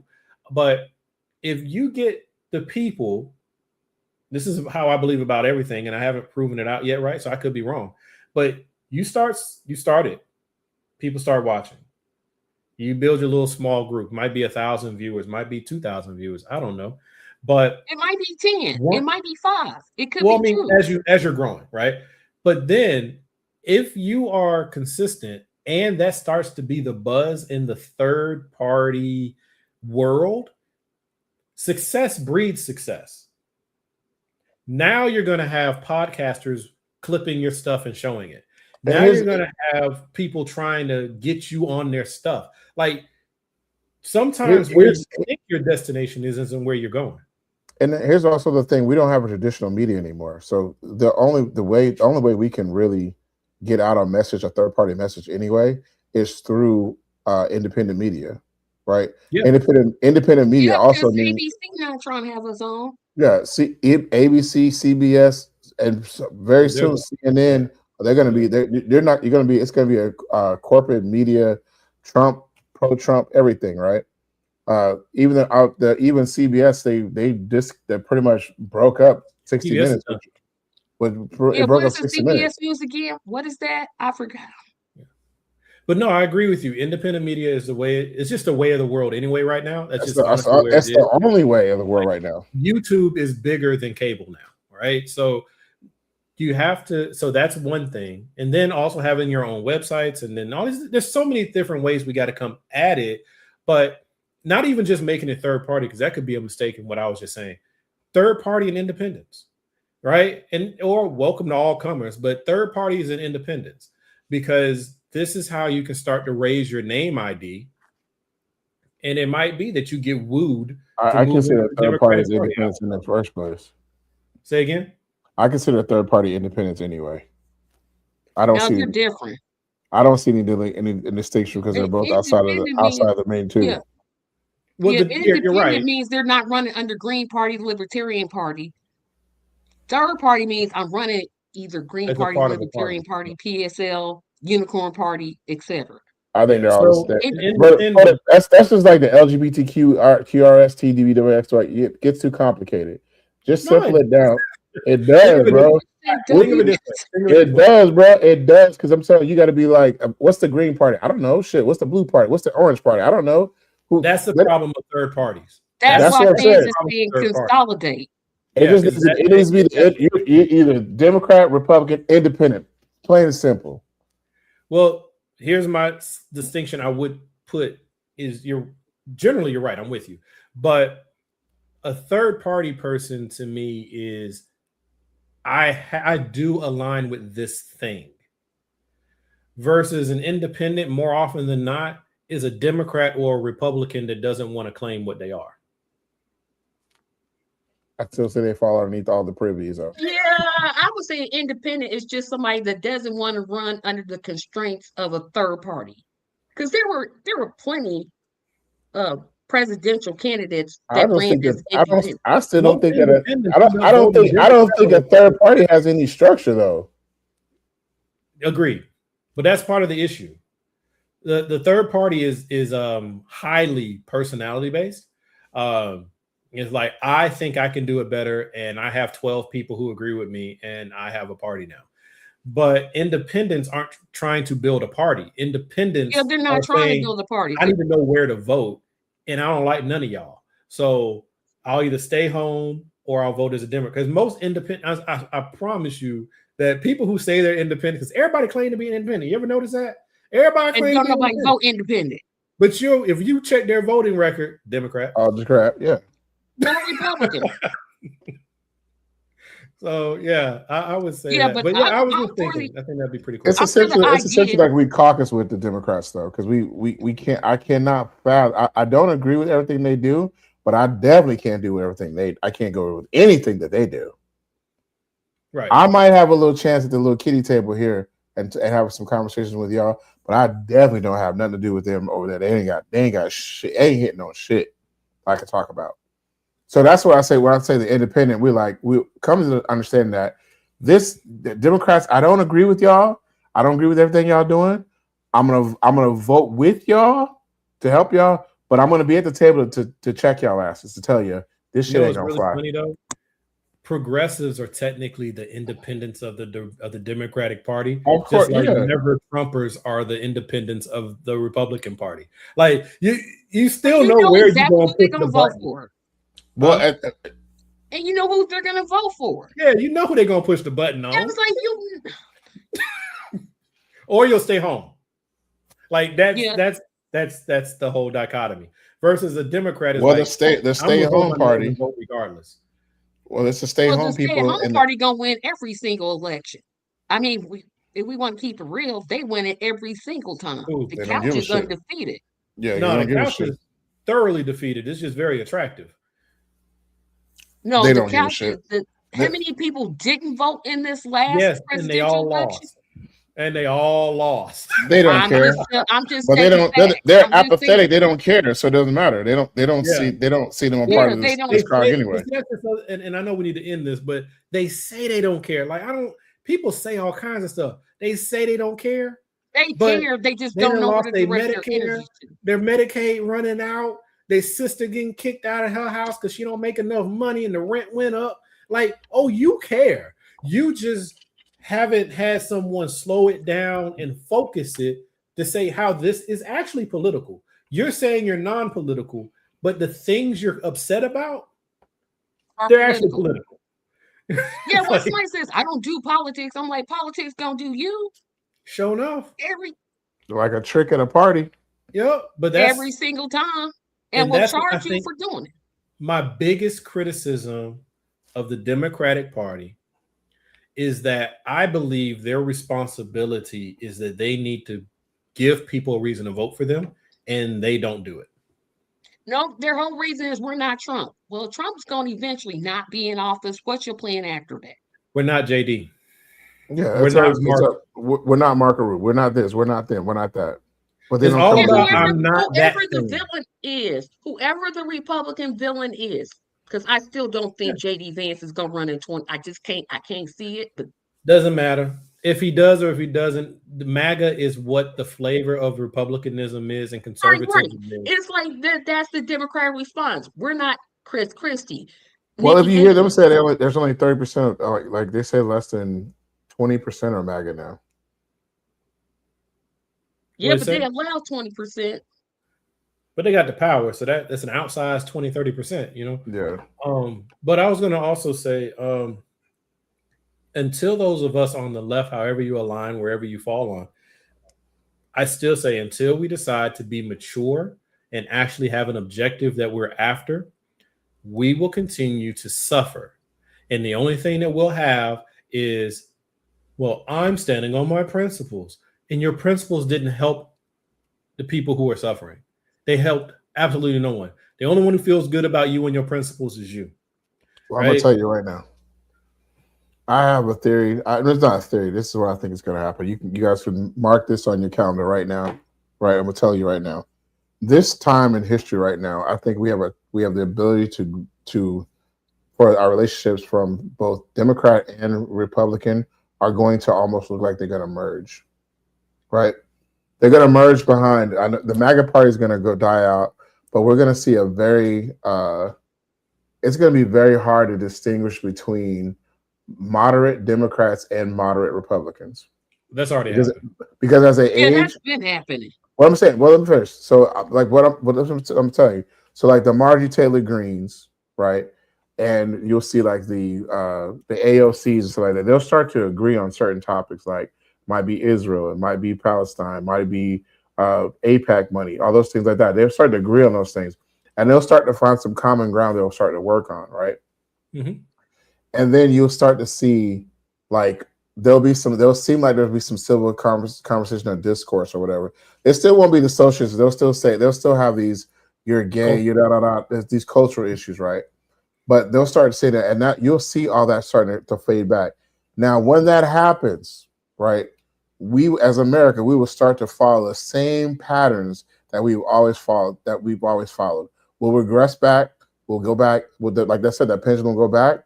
And then we'll see that another force will come up, the Nick Fuentes and stuff like that. Those same people that feel like they're disfraud will become stronger on the second. I'll tell you exactly, because what you're saying is actually already happening, and I agree with you, because I thought I was being smart a couple months ago, and I put out a video, and I was talking about being America first, right? This was before America First was America First, right? Now it's America First as a movement. Now America First is something I would never want to align with. Yes, right? Yes. So I agree with you in that I can see that the Republican Party will literally get retired. It's going to fall away, similar like the Whigs did at their period of time. But the Democrats will become the Republicans. And then America First will be whatever MAGA turns into. And that is if America continues down its natural flow. If America just takes its natural flow, doesn't put forth actual effort, which goes back to what I was saying about people on the left being mature and doing what is required and not just what they feel, right? But if we don't do that, if we can't overcome our egos, we can't overcome our petty differences, then what will come out of it is a stronger America First. Yep. And what used to be the Democratic Party. And we're screwed, like, because the other option is we as a national identity, which is what I've been harping on for the last few months, we say, what does it mean to be an American? And we focus on that. That's not the same as America First. You both want to put America first, but one wants to make a combined, better, bigger, amazing America that will reassert itself on the global stage as the envy of the world. That's one version. The other version is very isolationist, wants to be very pure, that America First. Right. The conservative America First is very insular. It's very much like what's happening to England, the United Kingdom right now. They're suffering the consequences of Brexit. Mm-hmm.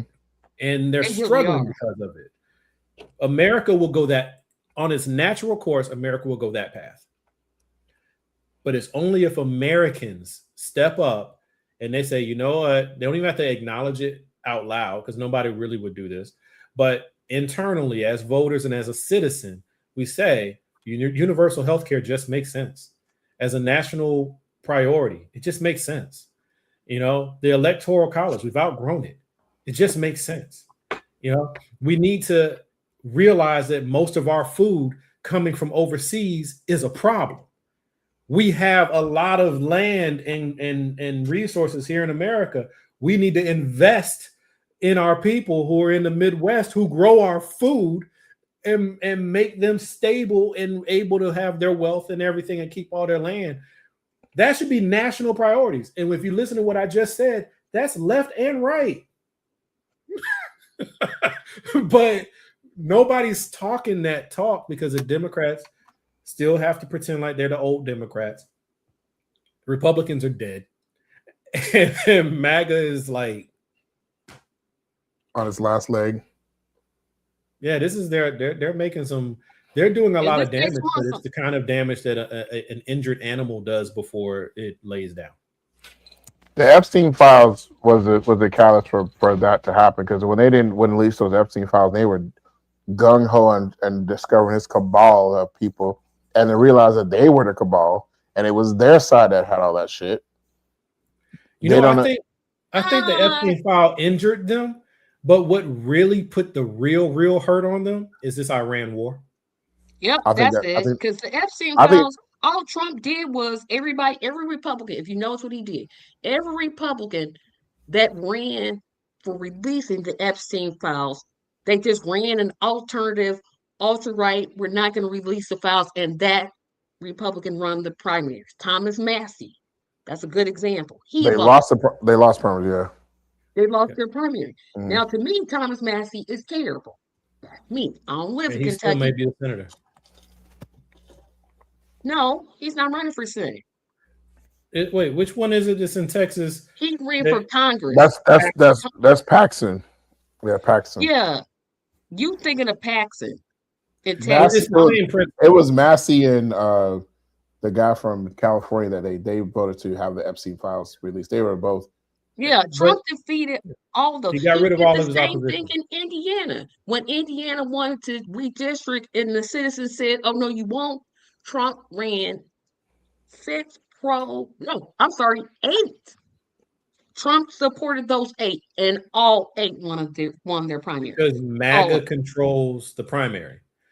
Just like technically, if the progressives wanted to be serious about what they're doing, if third parties want to be serious about what they were doing, well, not third parties, they've already chosen what they're going to do. Independents and Democrats wanted to be serious about what they were doing, like progressives. You can do the exact same thing in the primaries, because the primary is all about who shows up. Yep, and MAGA will show up, right? MAGA can't win a general, but MAGA can win a primary. And if you win a primary, you've tilted the general. Because you got your candidates in there.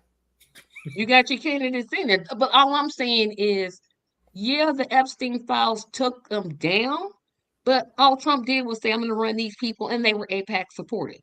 But the Iran war, oh no, that's it. That's the nail in the coffin. It's like a death of 1,000 cuts, right? So it's like that Epstein files thing that seriously injured. It really did, because ever since then it's been a cleanup and distraction and this chaos to cover that chaos. So I agree with Antoine there, but it was in the pursuit. It's not the crime, it's the cover up, right? So it's in the pursuit of trying to get away from that. You got all this corruption going. You got the war in Iran going, and all of that still would have been okay to Americans. We had our farms going bankrupt. We don't have anybody controlling the USDA anymore. We don't have measles is back. Hookworm is back. Like all this stuff is back. How these diseases we cured in the 1960s making comebacks? But because we have somebody who doesn't believe in medicine, they don't believe in science. But what finally tipped the ladder was my gas is $2 a gallon higher than it was, and my pay hasn't changed in 3 years. So that's what did it. That's what did it. That's why I love. And I forgot. We still are, but we were chasing people through the streets because they speak with a Spanish accent. Or they and look the Supreme like. Court. That ain't it. Yeah, the Supreme No, Court. I'm just saying that's just a little thing in there, but it's a big issue. But it's a little thing in there because it actually made MAGA happy. Yeah, they love that. But we do need to wrap. So Tracy, you and Antoine, y'all got the last words. Go ahead, Antoine. No, I don't really have much. I pretty much said enough. I just think that's what we're looking at, and I think that if we had a takeaway for this, or call of action, we need to put some fire on these people's asses, especially the people that are that are running for office right now, they need to have as many fucking town center chat Zoom calls as they possibly can have. And we can, if I have to go online and say, hey, y'all need to be doing Zoom calls out the ass. You need to know exactly what the constituents want. So when your platform comes on, when you say some things, it's going to resonate with more people. Because all this shit they're talking about, all like what they think they want us to hear, they have no idea. They have no idea. If they think that the Epstein files is a big deal, but the Epstein files is not as big a deal as me going to the gas station and be able to find money, put in my card to go to work, or that me to be able to pay my mortgage. There's nothing that Epstein files is going to help me do none of that shit. Right. So if you think that's what we want to hear, then you're gonna miss the boat. We need to talk about kitchen table issues, things that affect me coming through my front door. Can I go get health care? I was talking to my son today. My son was like, he had a missed appointment.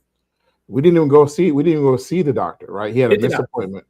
No, $1,045 for a missed appointment. No, y'all gonna take that off. Y'all gonna take that off. $1,000. She never saw him. He didn't even show. He did $1,000. He ain't know we weren't there.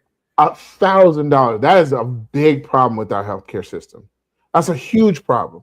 You never saw the claim. Let's be very honest, though. People don't vote on that. People. That's a huge issue. If I didn't have insurance, that would be on me, right? That becomes a very much a kitchen table because now that's on my credit. That's on my. I can't buy a car. I can't buy a house. I can't get credit cards. That's a huge issue. But we always hear about kitchen table issues. Guess what? People don't vote on them. They do not vote on them. There's not an election in modern history where people voted on kitchen table issues. They vote on, unless you want to count eggs cost too much and gas. Unless you count taxes, everybody votes on taxes. They don't vote on taxes. Congress votes on taxes. Well, we don't vote on taxes. When I say they get no benefit. We voted on stimulus check, right? We voted on that because we needed help because we're hungry. We need help. Give us some of our money back.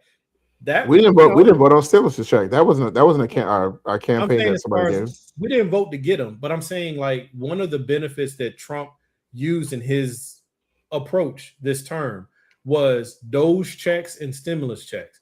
He presented those. He hung those out there like they might happen if you vote for him because he's going to help the forgotten man, and he did none of that. That's a lot. Right? People vote off what's in it for me. But unfortunately, for some reason, it's really hard to generate energy to vote for things for what's bigger, what's in it for us, right? So, at the end of the day, it's all about us. Yeah, we don't want black folks to have. We know that. We know how that goes. We don't. You know, it's not even that we don't want black folks to have it. That's true. That's true. White folks don't. The white people who are against it. So let me qualify that. They don't want black folks to have it. That's true. But they're not even thinking about us if you really think about it. What they're more concerned about is if one transgender person gets some care, or if one illegal immigrant from South America gets a tooth pulled. That's what they're mad about. They don't want certain people to share in the benefit. Yep. Or you're supposedly transgendered child who thinks they're going to be transgendered or wants to get reassignment surgery or whatever, or reassignment psychology. They don't want you to pay for it. All that shit. And this will make black folks mad, but I just need us to elevate our thinking in some ways. And because this applies to them, the other folks. Nobody has a problem with their group getting taken care of. Where they have a problem is if another group that they don't feel is as worthy as their group gets taken care of. And I brought this up in the past on one of our panels. I think, Tracy, you might have been on it with me. I don't know.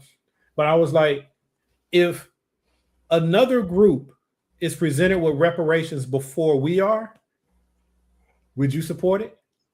And nobody's like, yeah, as long as we get ours too. That was not the response. Never. The response was, if we don't get ours, it becomes a trauma Olympics. Exactly. That's the word. That's the word. Yeah. So it's like people only want better for others, provided they got better first. And so long as that's the case, it's really hard to do big things. It's really hard. But anyway, Tracy, tell everybody where they can find you, please. Tomorrow's show.